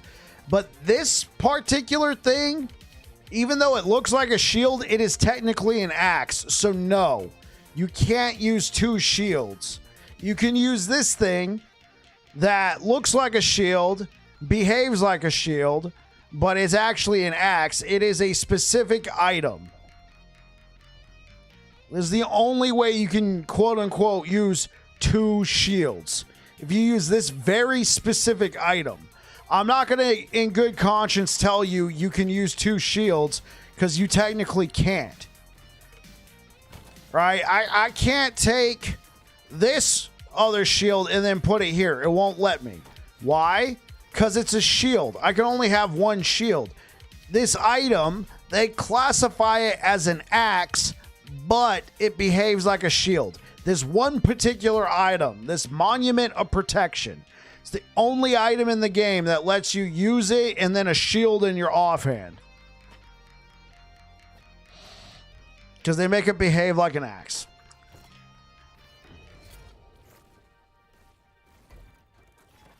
Yeah, quote unquote, you can use 2 shields. Only if you're using the Monument of Protection. I don't want to, lead you astray. I don't want you thinking, great, I'm going to use Bulwark of the Last Abyss and then, an Iron Glass shield. No, you can't do that.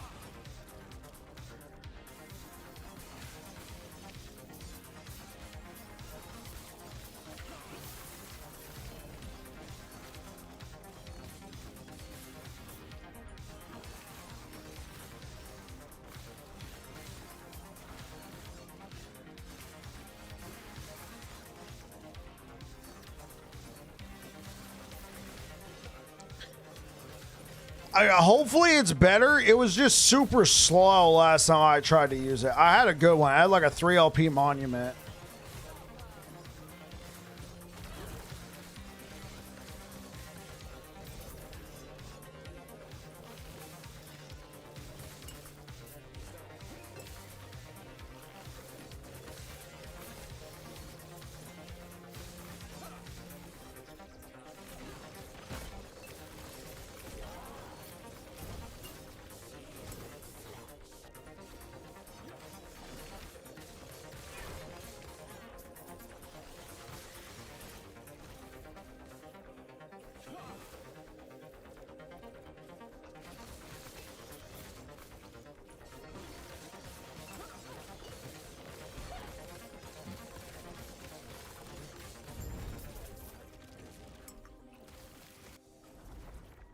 Okay.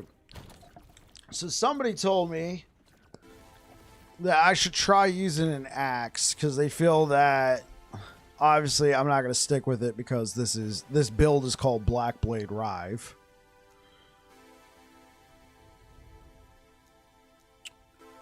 Was it this one? It's this one. Oh. It is not the best axe. This is the kind of axe that you you make a copy of and then slam it with Apathy's Maw, hoping you get lucky. Yeah, welcome to the Black Blade Rive build. We don't use Black Blade.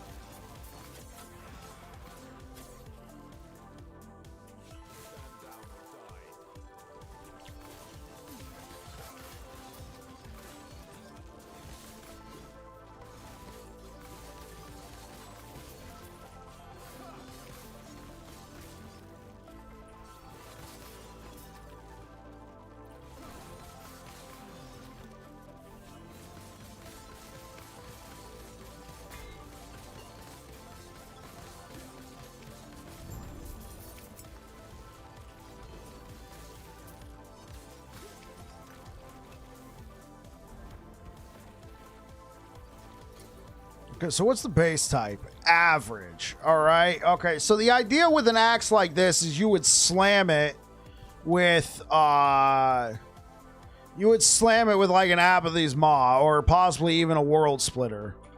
Let's do some tests real quick.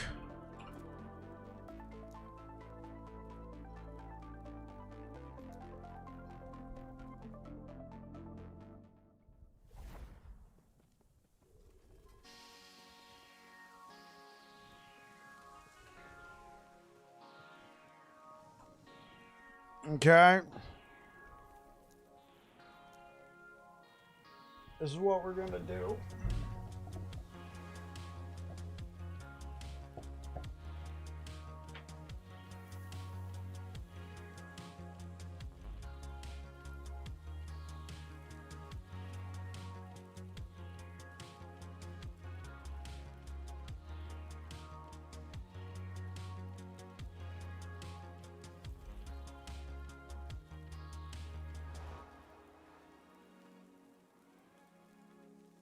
Huh. This was not the clock app I was using last time. They update this app and not tell me?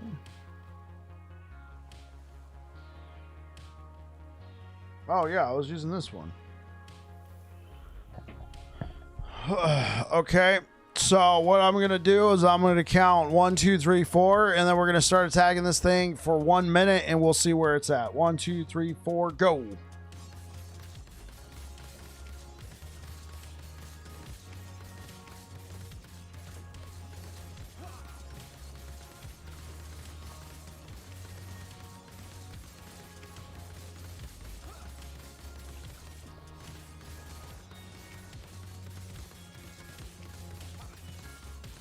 Yeah, it is fast. It's very fast.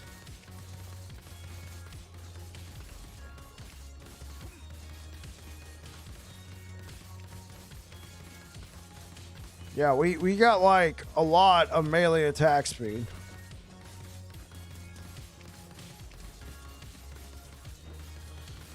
Training Dummy's got some HP, yeah.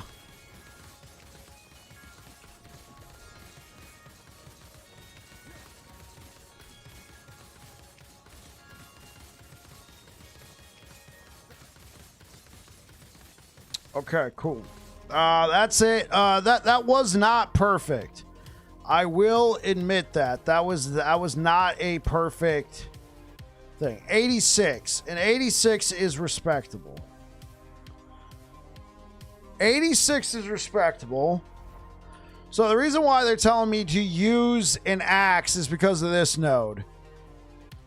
+1 void damage per vitality. So at 79, that's 79 extra void damage. Broskin coming in with the raid. Wait, weren't you just chatting in?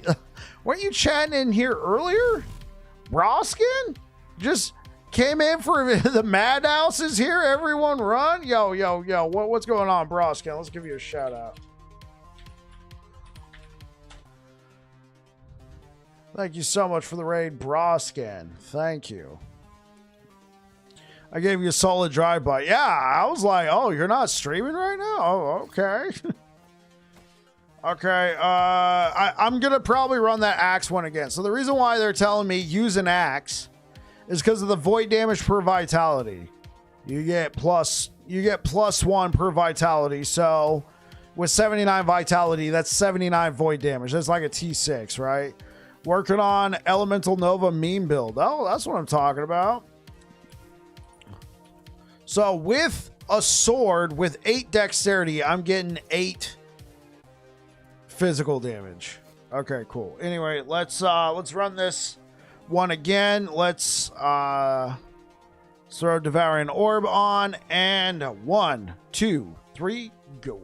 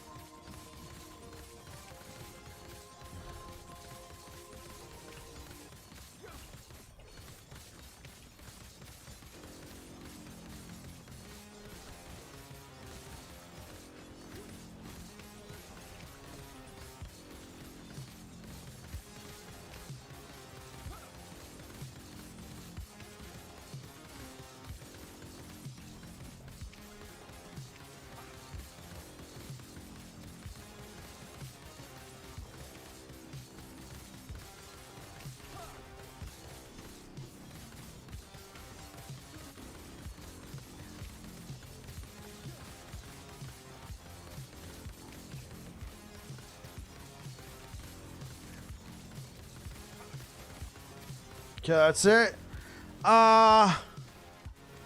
Honestly, the axe might just be better here.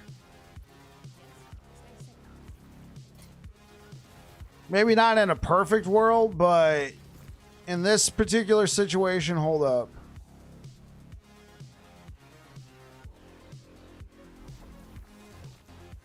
All right, let me run this one again. Like, honestly, this is in the sword's favor. Damage-wise, I don't think so. Well, here's the thing. This is a unique slammed. This is a unique that has been slammed with T7 melee void damage. This is a purple sword, purple axe. Imagine if I slam this onto like an Apathy's Maw. See where I'm going with that? Imagine if I got these two out. Now, granted, you can put that on the inverse and be like, but oh, babbling. What if you had those same stats on a Black Blade? Yes, I understand. But right now, where do your Devouring Orbs go? Right now, this is in favor of the sword. I get 10% melee attack speed with the sword right now with Weapon Master. I would not be using this node. I would not be using this node with this axe right now. I would probably put it somewhere in here. We would be getting more damage right now. If I was using the axe, I would put it like right here or probably right here. Temporal velocity. Instead of having it right here. So technically my setup is favoring the sword. So, Where'd my devouring orbs go? I take it off my hotbar, Deej, because I don't want it auto summoning and damaging the dummy beforehand. You know, I'm trying to gauge how much damage this build does, right? I don't want it damaging the dummy now, because I feel like that would be skewing the results. So when I'm next to the dummy and not moving, I put it back on my hotbar. Okay, 1, 2, 3, go.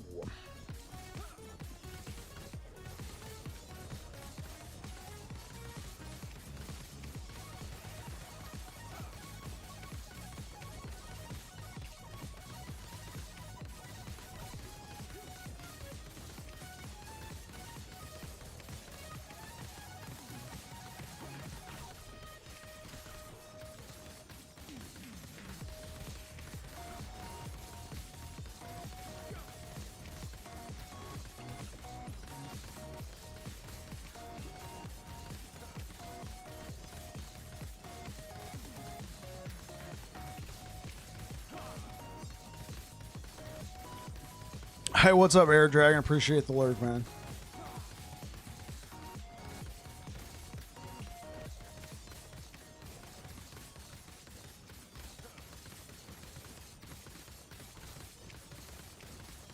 There we go.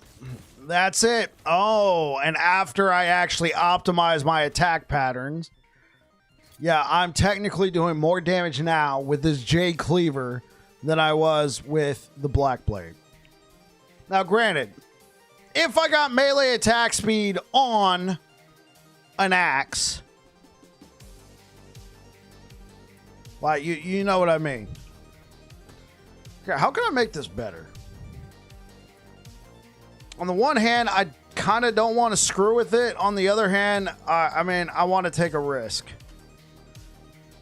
Because if you could turn this into armor shred, oh, baby. Guys, I'm just saying. Okay, well, here's the thing. We know for sure it will not... Yeah, we know for sure it will not use all our forging potential.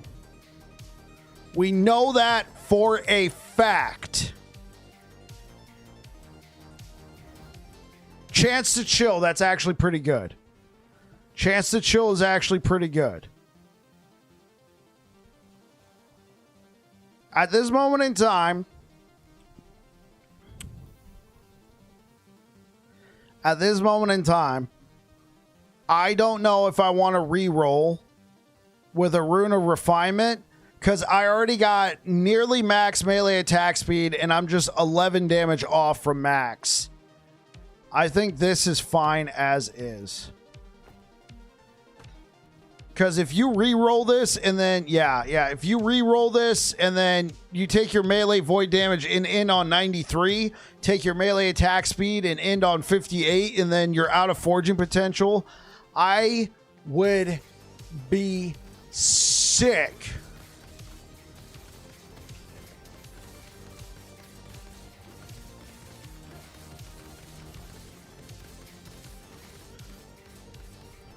See, that's what the person suggested. If I ever get a 2 LP world splitter, then I would consider it. Right, if I ever got a 2 LP world splitter, I would consider it. It would be very nice for world splitter just with a melee attack speed, you know. Personally, my mind went towards Apathy's Maw. Just because I like Apathy's Maw, and I kind of like the fact that it's no longer like the meta Gucci weapon anymore. Like, I felt like everybody was using Apathy's Maw last season, so now you guys got to understand, I've been a big Apathy's Maw enjoyer for a while, but last season I felt like everybody was using it. So I was looking for alternatives just because I'm a loser. Anyway. Now that everybody's, fixated on World Splitter, I'm like, Apathy's Maw, you're back on the menu, baby. Though, if I was going to do an Erasing Strike build, I would not use Apathy's Maw. I would not use Apathy's Maw at all. You are just leaving. Yeah, hey, what up, iFlip? You are leaving so much potential on the table.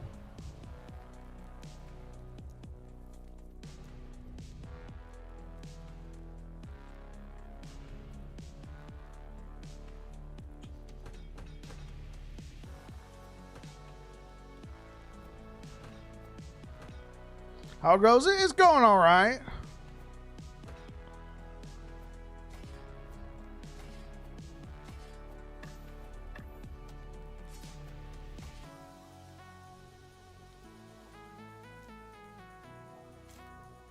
We have one Apathy's Maw. Okay, cool. If we can ever hit a 2 LP.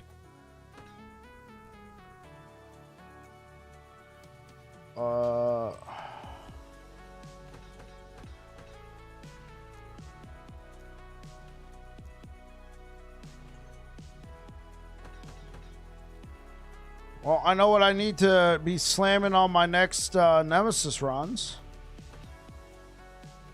Let's put all of these into the altar tab.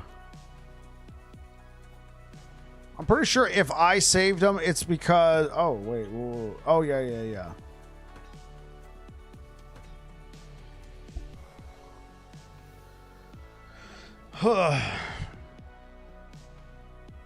Yeah, so let's try out this axe for a little bit. Actually, let's just even... Let's make it even better.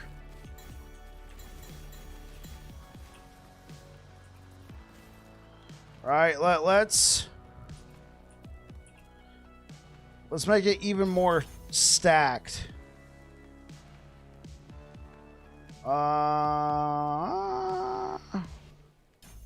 Just take the vitality. Take the vitality. Take the cooldown recovery speed. All right, let's just play with an axe for a little bit. See how this feels.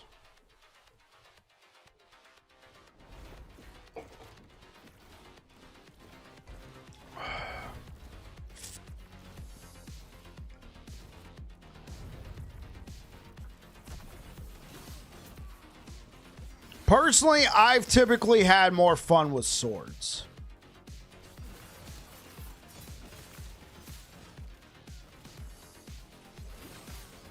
But when you get stats like this on an axe can be very compelling. The thing is, you don't always get those sort of stats. Is it worth it to take the bonus damage passive in the Sentinel basic tree with the axe instead of the sword attack speed? Whoa, wait. What are you talking about? Here, I'll have to take a look at it in a second.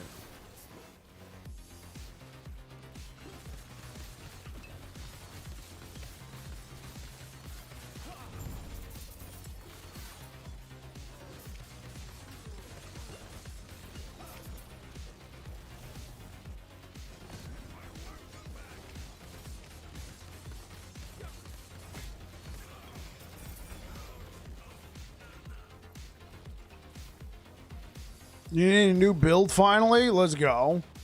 Wait, did you die, iFlip? Well, not you personally, but did your character die? Is it worth it to take the basic damage passive with the axe? Are we talking axe thrower?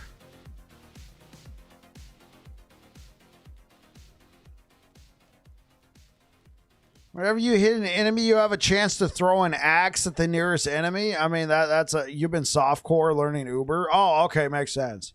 Wait, did you beat Uber Aberoth? iFlip? Oh, yeah. Everybody goes Blade Master. You beat Uber Aberoth. Let's go. What build did you use, Mr. iFlip?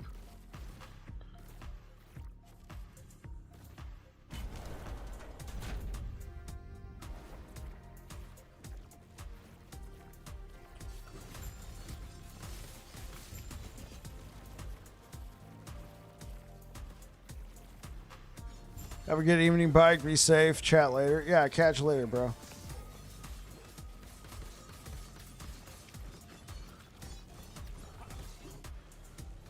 Shattered Strike Spellblade. I got you. Couldn't do last phase on Heartseeker. Hey man, I give you credit for trying.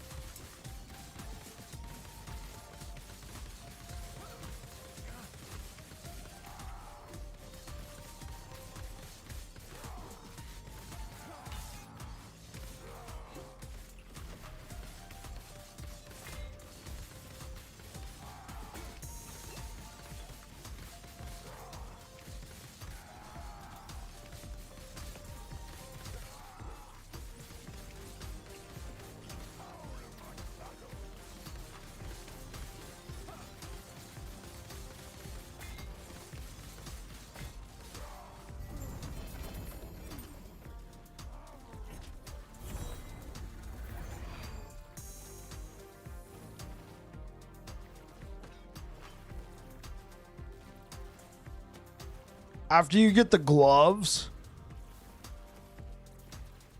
Right. I got you. I mean, those gloves are probably best in slot for most, but like honestly, everything Uber Aberoth drops is probably best in slot.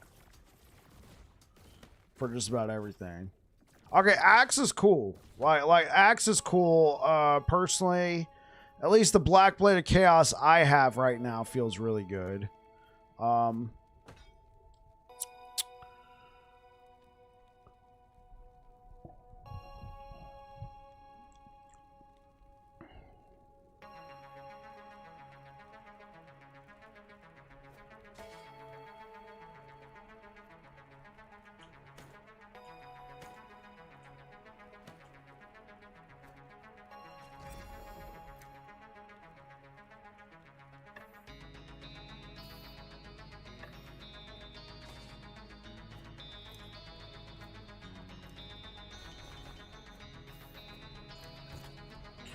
Okay, let's go change this.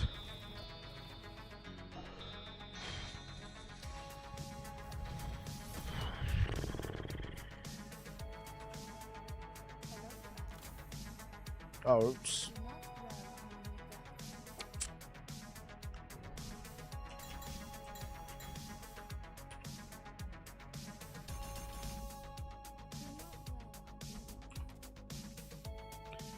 All right. What timeline? This one.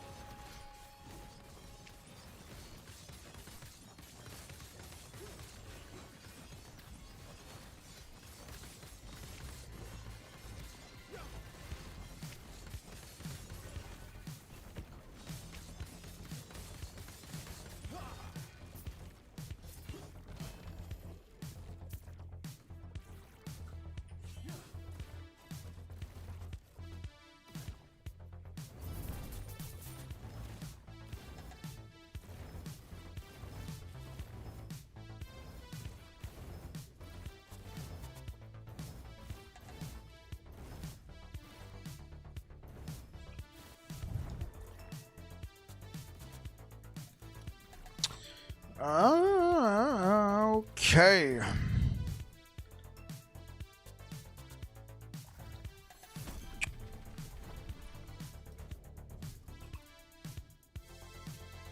Okay. Thank you so much for the likes over at YouTube, guys. Really appreciate it. Welcome on in, everybody. Why do you lower your C that much? Because I am going to go check out Uber Aberoth on this build. I don't know if it'll be good, but you need to have a minimum of 500 corruption. I don't know if you noticed, I went to a different timeline. So I'm still at 800 corruption on the Black Sun, but yeah, you got to be at least 500 corruption. I go do a different timeline because if I want to push or lower corruption, it resets your echo web. So I like to go pick a timeline that I don't care about and then drop something like an Uber Aberoth. So now I got to go find I mean, we're going to give it a shot. I don't think I've attempted Uber Aberoth on this build yet. I kind of want to just gauge where it's at.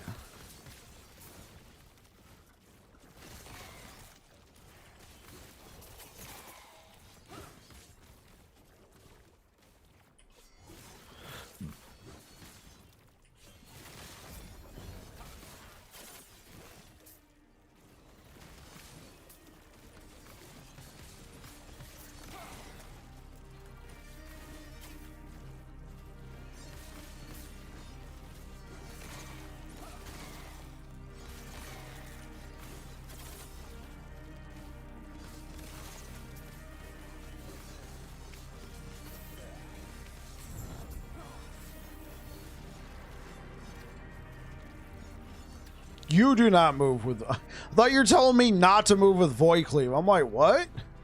What, excuse me? You do not move with Void Cleave well. I struggle using it as a glap. Yeah, I'm not gonna lie, Deej. I've been using Void Cleave as a movement skill since beta. That's been well over a year ago.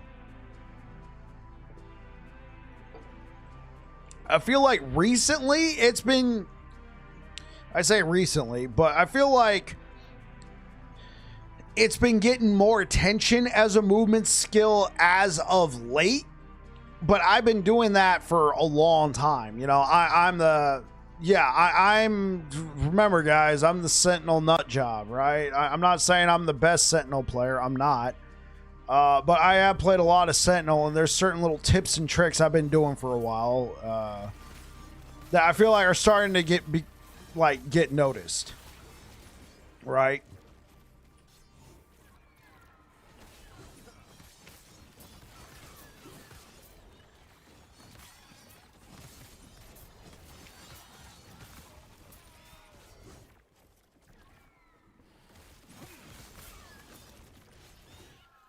Stand down or die.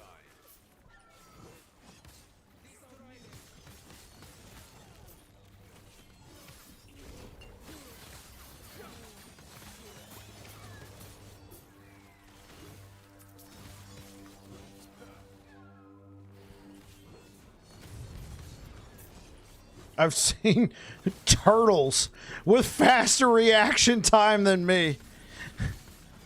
There are some fast turtles out there. I'm not gonna lie. I saw this video somebody posted. It was a video of her dad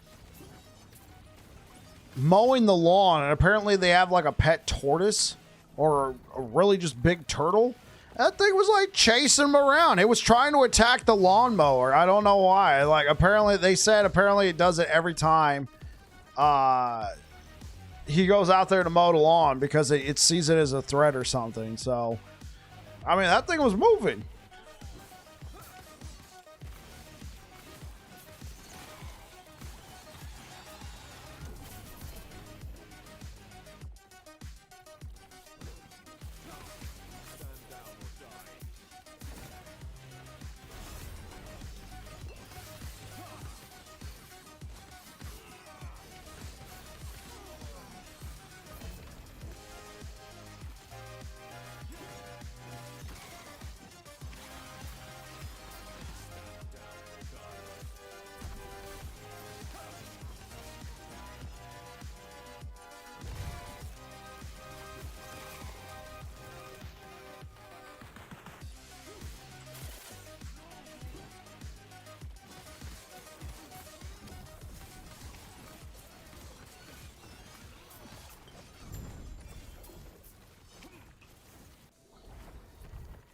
That's why I farm with Judgment. I don't have to get out. Yeah, no, that true. That Judgment Paladin's out there for everybody. I haven't played Judgment Paladin yet. I probably will. Because that's probably going to be like, I know I'm going to beat Uber Aberoth at some point this season. I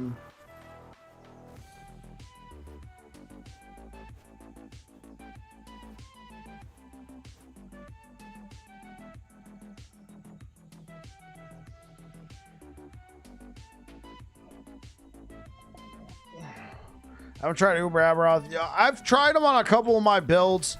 The builds do okay. I will admit I don't put my full heart into it. I'm just like, okay, is it viable? Probably not, but I mean, I give it a shot. Like, I know there's such a thing as, like, you know, buckling down and learning the fight and learning the mechanics, and guy sucks. But I'm happy it's a thing. Yeah, for sure. Yeah, I personally haven't focused on it too much.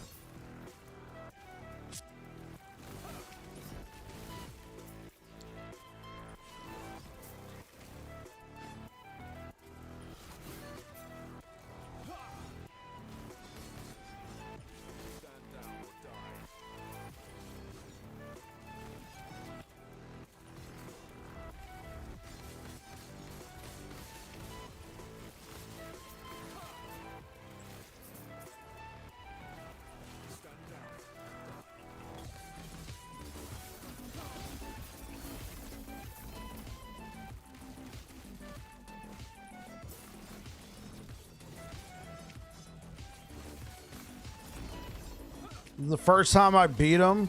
Oh, you just face tank normal Aberoth. Got it.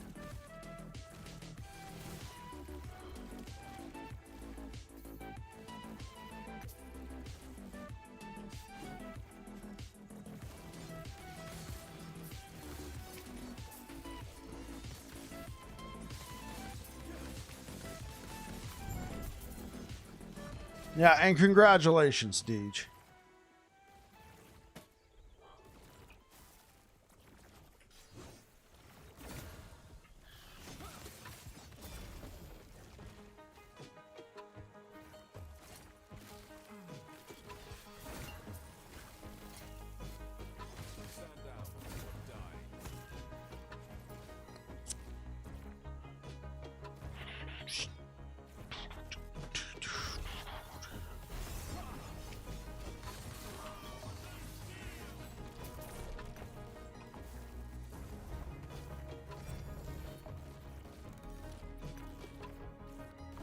Well done.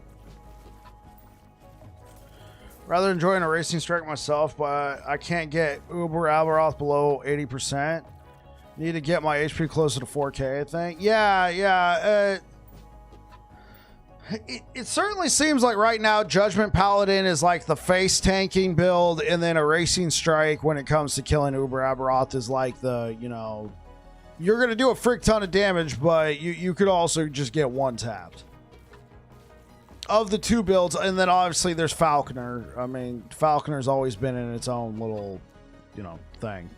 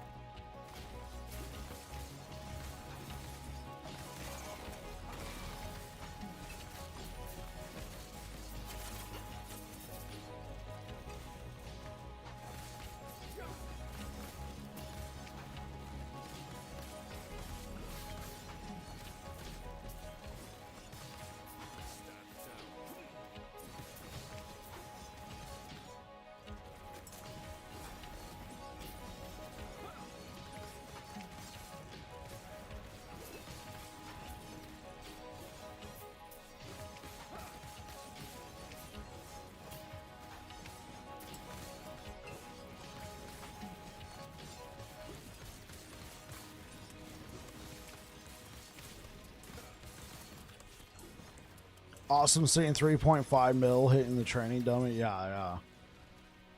And you can get that pretty fast, right?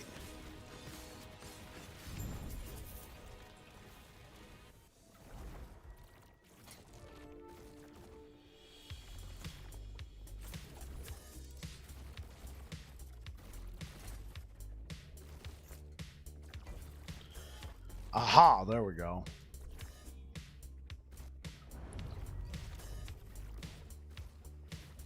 You only play a couple hours in the evenings? Yeah, you and me both, Addo.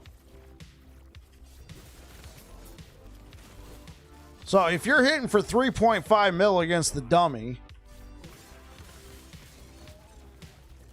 I think at that, like that's a really good hit. It's just going to really depend on how fast you can hit. If you could hit that and then you could do that hit at least 2 or 3 times a second, bro, that's even better. I mean, 3.5 mil against the dummy, man, that's no small feat.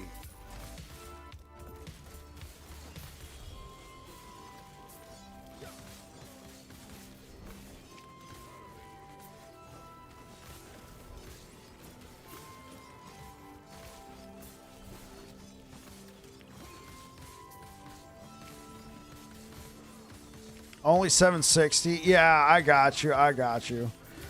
So I played a Racing Strike last season. Obviously, it's not it was the same concept. It's just it wasn't buffed to the same degree that it is now, right? And I think I had close to 1,000 mana, and it's only when I got to around 1,000 mana did it really start to like feel like that just machine gun blah blah blah blah blah blah blah blah blah.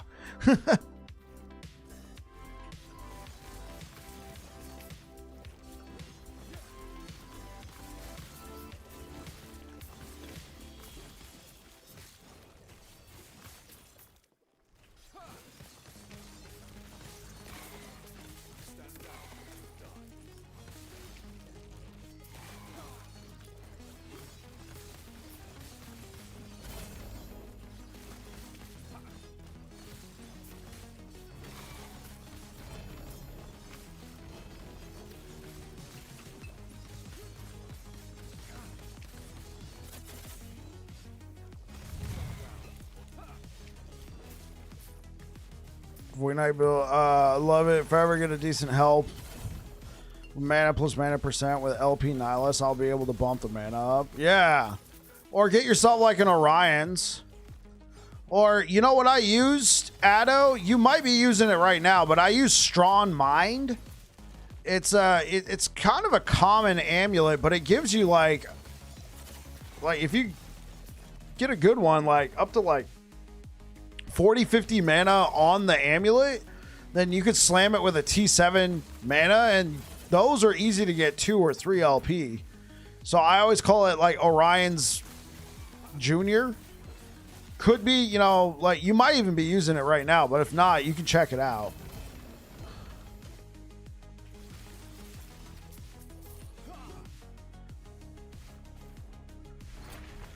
Yeah, and then, like you said, there's Nihilus, especially if you got one with a good 12% mana on it, and then you slam it with T7.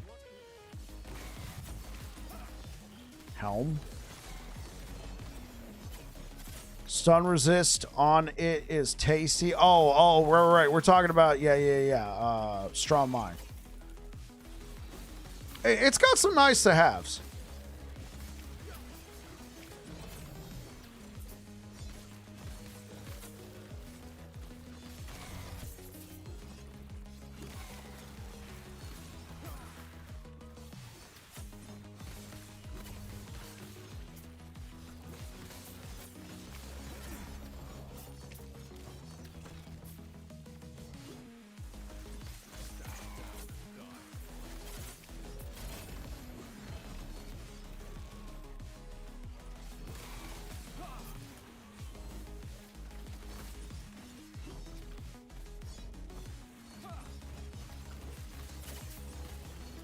Yeah, I got you, Addo.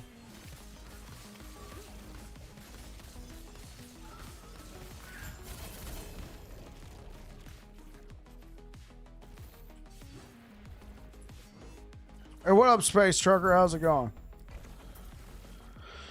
I guess we can put it. I got 51 of these. Holy. Okay. Uber Aberoth. It's the only thing I'm putting down here.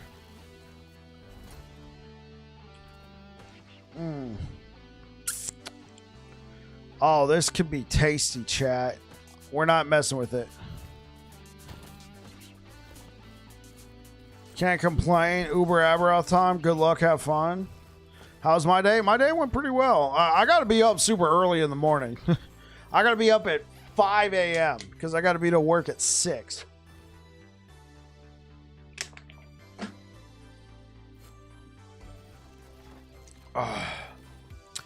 So we got to go here, then we can go here.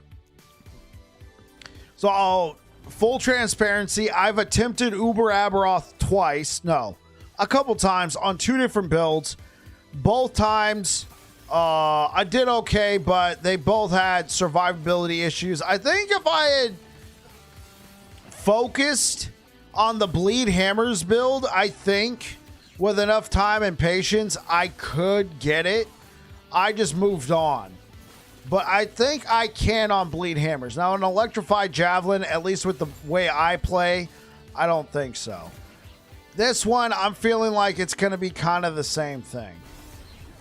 I think I'm gonna be able to get some hits in. I'm gonna do some damage, but ultimately, I don't think should take practice run on normal Abby. Find the base pattern. The thing is, like, okay, sure. I'll show you normal Aberoth. The thing is, I've killed normal Aberoth last season and this season so many times.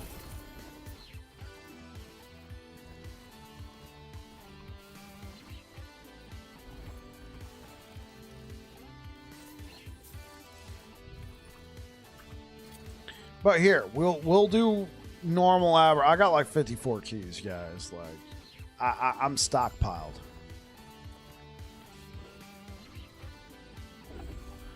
Positive feedback.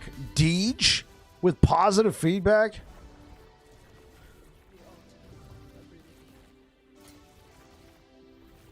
The chronophage one. These ones.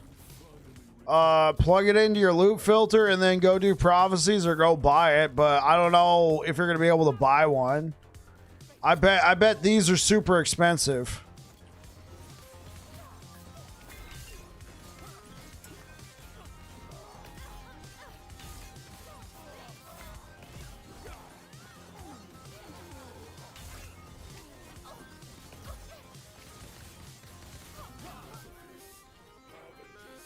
Everything's super expensive now. I think the thing is everybody's playing Sentinel. Well, not everybody, but Sentinel's very popular. And so many people came back. Like, I don't know what's going on with gold. You could speculate. I'm not saying there's a dupe, but needless to say, a lot of people did come back to the game. So even on just a base level, we already know a ton of people came back to the game. If a ton of people play Merchant's Guild, that's a lot of gold that's flooding the market. It's gotten to the point now because there's a cap on what you could purchase for gold and what you could hold at one point. There's just a point where items are worth more than any amount of gold you could pay for the items. So people are just rather holding on to items instead of selling them, right?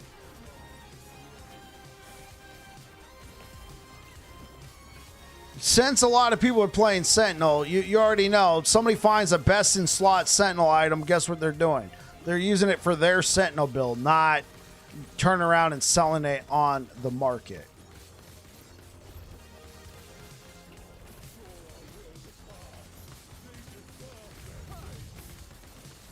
Obviously duped items? What do you mean? Like they use a Rune of Creation on them?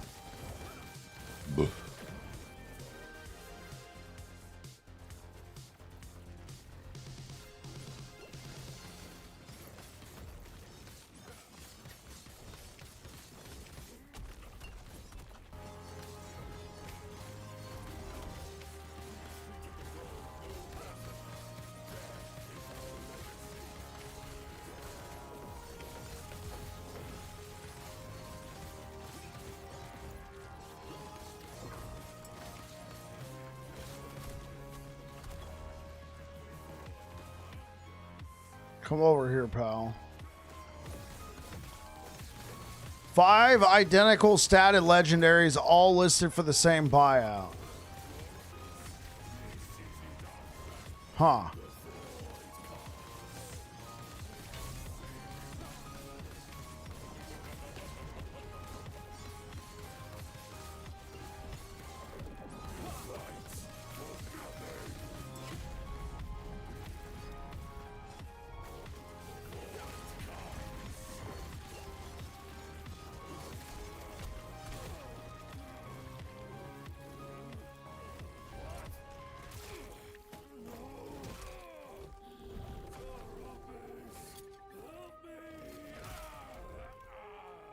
Okay, just so everybody's aware, this was normal Aberoth, all right?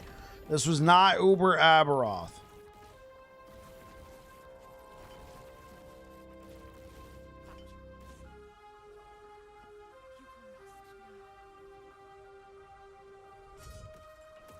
That was normal. 2 LP World Splitter. Let's go. You got one, Deej? Okay, let's go drop all this stuff off. Hey, is that pay to win skin or in-game transmog? Hey, what up, Conrail? In-game transmog.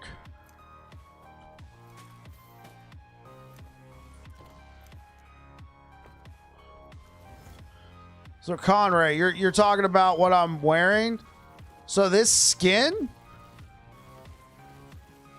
you get from the Ultimate Edition. It offers you no benefit in game. I believe it is the Fallen Ronin set. You can get this in game. Now, right now, this cape, this Merchant's Mantle, is currently a Twitch drop that is active right now. Twitch drops are active May 14th through, I believe they said May 23rd. This is one of the Twitch drops. I've used this for a while. It's an old Twitch drop that they brought back. You can get this by watching my stream or anybody else who has drops enabled. Don't forget to plug my Nexus. Oh, my Nexus has been going all day, man. Well, not all day. I had to work today. Yeah. If you're interested in buying Last Epoch or any of its legend, like deluxe or ultimate editions, you can use my Nexus storefront. I get a kickback, you get the code. I believe the game is going on sale either right now or starting tomorrow. Do you have any tips for loot filters? I'm leveling at level 80.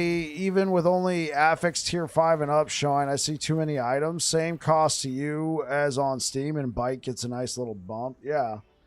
You know what, Space Trucker? How about this?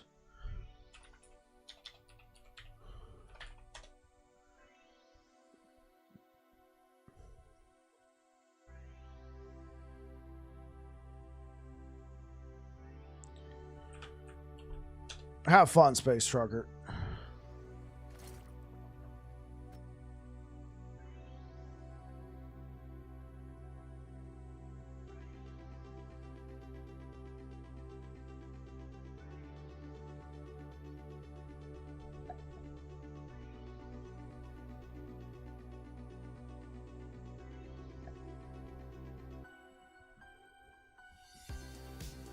Thank you so much for the likes over on YouTube, guys.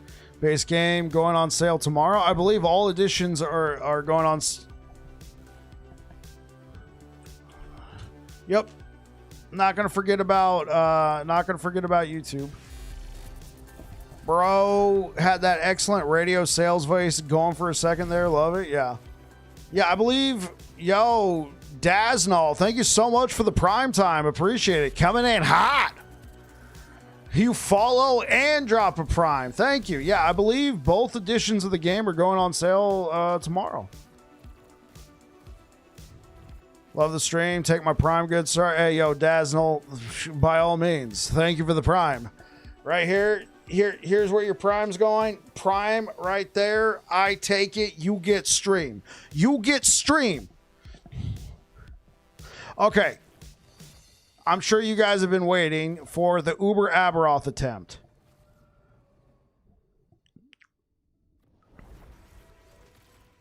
I'm sure some people were like, yeah, let's go. Wait, he's not doing it. This dude sucks. All right, here we go. Uber Aberoth attempt with Black Blade Rive. Level 97. I don't think it's going to go well, chat. We're tickling him. We tickled Uber Aberoth.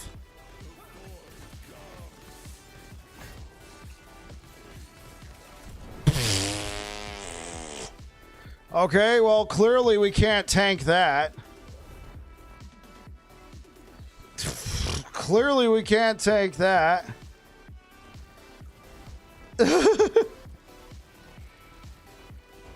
Okay. You know what? I'll give you guys a second attempt. You know, it's good to try and figure out what you can and cannot do. If you can damage it, you can kill it. Okay. I mean, there's truth to that logic. That looked like one of my attempts with less damage.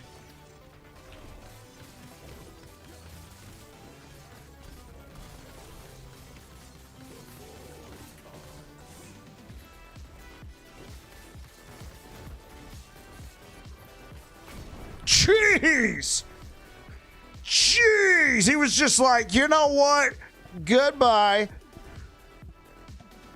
I'm gonna poke it with a stick. Bro's gonna dark side. Yeah, I think at this point I'm gonna have to do a no-hit run.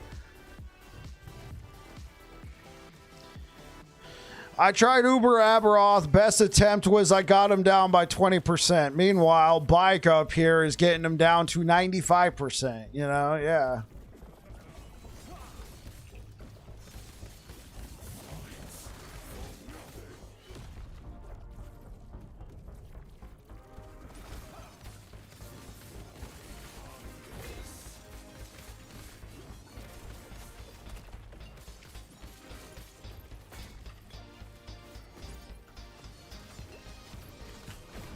Yeah, no, I got stuck. Dude, everything just does so much damage here. Kind of tanky? What's kind of tanky? Me or Uber Aberoth?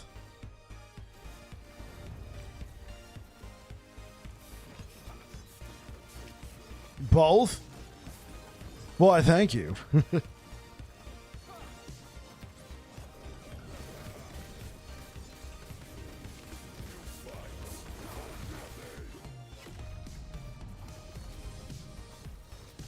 How are their builds that one hit kill them? Well, you know, Gaiden, in life, there's things known as bugs. No, I'm kidding.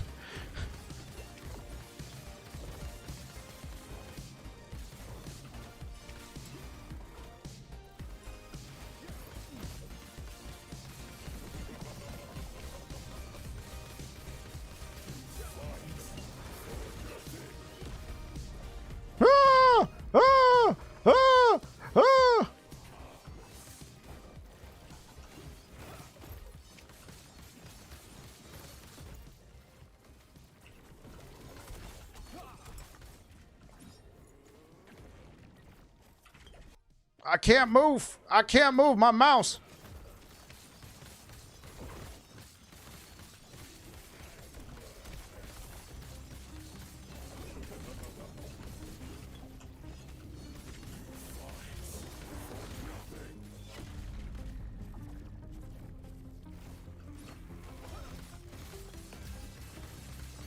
Hey, good guys. We got him down to his first ward bar.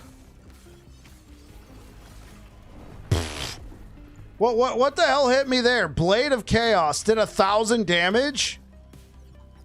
It doesn't seem very clear how I died. It doesn't seem very clear how I died.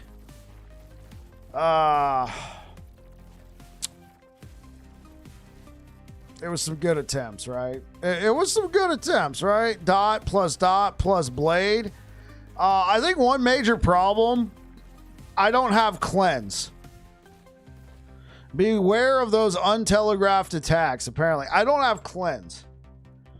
Solid attempts. I think they were okay. I hate that blade attack. Aberoth cast. Ouch! It was highly effective. Yeah. Yeah, I don't have cleanse anywhere on this kit. I think what I would need is... honestly, this build would have to be completely redone to be able to attempt. I mean, having cleanse would help. Here, let's go. Let's go. Got to do the Conray. What happened? Did you try to post a link?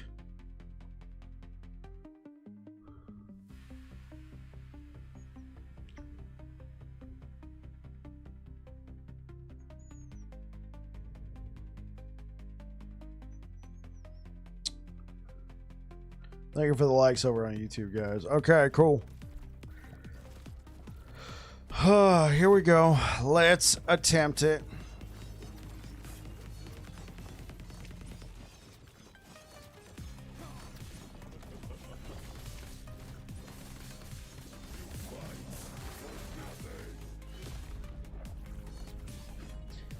I think at this point, though, the thing is, we're just not doing enough. I said Mr. Yeah, yeah.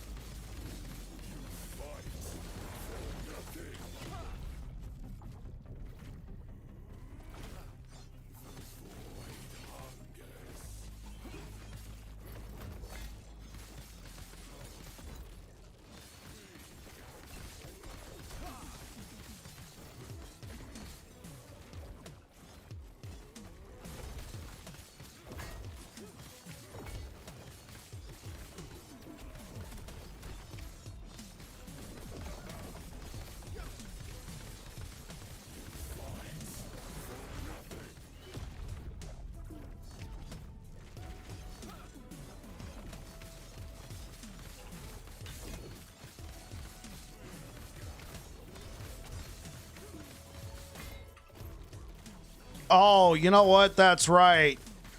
I've gotten so... Yeah, whatever. I've gotten so used to that blade doing, like, nothing. Oh, yeah, I take a crit out of nowhere. Uh-huh. Yeah, sure. I'm so used to that blade just, like, never doing any damage. Because, you know, normal Aberoth. Like, even last season, it did no damage.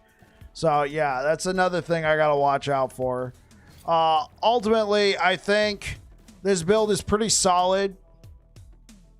Could it do Uber Aberoth? I mean, you would have to get him down to the final phase, and then I believe you would have to like invest like 5 points into finality, right? You get that 10% kill threshold, or you quick swap to a last laugh. I think getting there is the big part.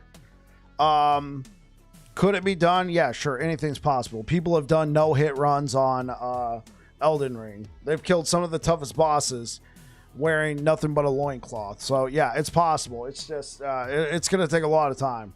A lot of time I don't have. But I'm looking forward to trying to get a couple more pieces on this build. Okay, let me write again on this game builds Diablo-like. I mean, about meta. Can I do my own build and can do in-game content, or must I play only meta builds?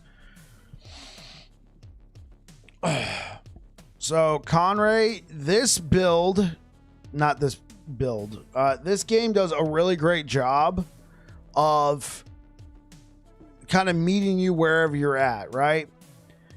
You can play through the entire campaign with any build you want without looking up one build guide. You can play all the way up to end game, to Empowered Monoliths without looking at a build guide.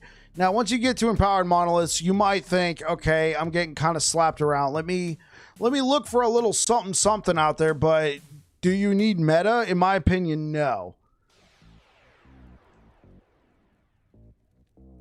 All right, now obviously I'm attempting the hardest boss in the game. What you're seeing me fight, he's not meant to be beat by every single build in the game. Otherwise, it'd be trivial. So in my opinion, no, the game does not need any guides. I put out guides for people who just want to save time. I don't do meta a whole lot. Like the build I'm playing right now is not meta. Most people would tell you use an axe or go use a Clothals. I'm using a Black Blade of Chaos. This right here has made so many people scratch their heads, but I'm like, yo guys, look, I'm a samurai. And people are like, that's cool. I want to play that. Is it meta? Probably not. Is it good? I mean, it's doing 800 corruption, so yeah. Is it doing Uber Aberoth? Not really, but yeah. In my opinion, no. You don't need any guides. Just go have fun. Go and do it.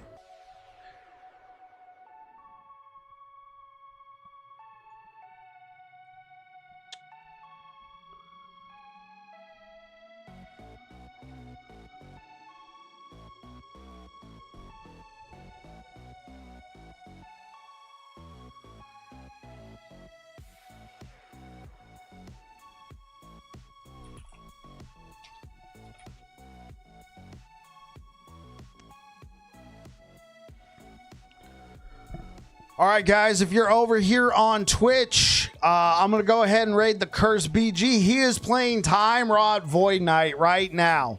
Let's send this guy a whole bunch of people. Fellow writer at actionrpg.com. I will be back again tomorrow. I work full time, so sorry that I'm not able to stay up late with y'all. I got to be up at 5 a.m. so I could be to work at 6.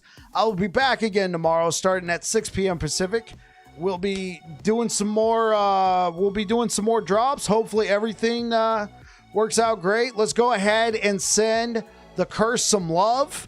And if you guys, this guy's been playing the game longer than I have. If you got any questions, this is the guy to talk to. All right, the Curse BG.